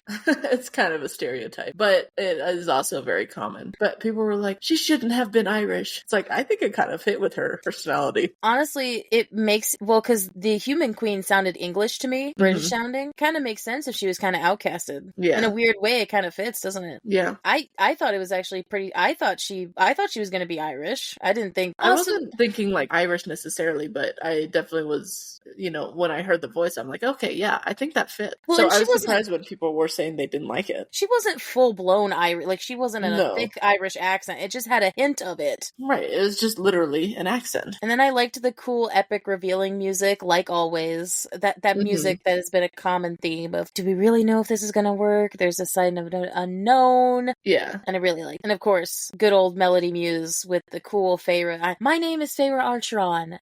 I love the progression. It's so perfect. Yes. I love it, love it, love it. So then chapter 80, this is at the aftermath of the meeting. And the major couple of things that I get less and less notes as we go along. I loved the talk with Jurian and Feyre. Again, you know how I feel about Jurian's voice, but I didn't necessarily go feral over him this time, but it was, I liked how he was talking. It was a bit more subdued, but, yeah, kind of the exhaustion from war. But the very hopeful at the end of, yeah, I think we can. I do. Also, Gabriel, I want to ask about the choice you either made or your director about the boyish laugh that he gave to Vasa. I perked. I was like... Along with the blushing earlier. I was like, wait, are you really playing into the fact that you think that that's... I don't know. We don't know what's happening. Also, two redheads together? not that that's not possible. Right. And then, of course, I love the happy music of us going back to Valaris because it's the same music Valaris has always had. And I love how we're returning to it. I know. I missed this Inner Circle antics. I honestly did. Yeah. We haven't heard them in a little while. No family dinners for a while. Right. And then also, of course, I was still stunned at Elaine making a fucking joke. Right. Which is like, she's not the old Amryn anymore. It's like, dude, you could talk? Where did that come from? It's like Elaine suddenly feels a strength because Amryn doesn't have all of her scary power anymore. Or somehow, like, Elaine is, like, switching places with Nesta in a weird way. Like, one of us has to be okay. No, you don't. Right. Also, the happiness note for Tamlin was really good. Yeah. I liked the way Melody delivered that. Almost kind of similar to how Tamlin-esque Henry delivered his line. Yeah. Kind of the same tone. It's like, be happy, Feyre, and then, thanks, you too.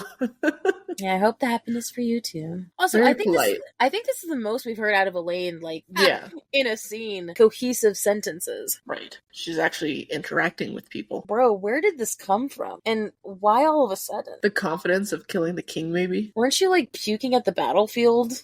What True. the hell? She is such a fucking enigma. It's wild. A contradiction. Literally a walking contradiction. And then, chapter 80. One of my fave, because it was Anthony's full voice narration. Oh my god, I could listen to that man for a 28-hour audiobook. And anything longer. Nothing shorter than that. And you've told him that yourself. His voice is so soothing. Melody's is as well, to the point where, like, sometimes I'll even just put on her narration because it's just very calming to me. So I don't know if I could listen to an Anthony book whilst going at work, because I don't know if I'd be able to pay attention. You'd get distracted pretty easy. Also, girl. I'm screwed. I bet you flipped. I'm screwed.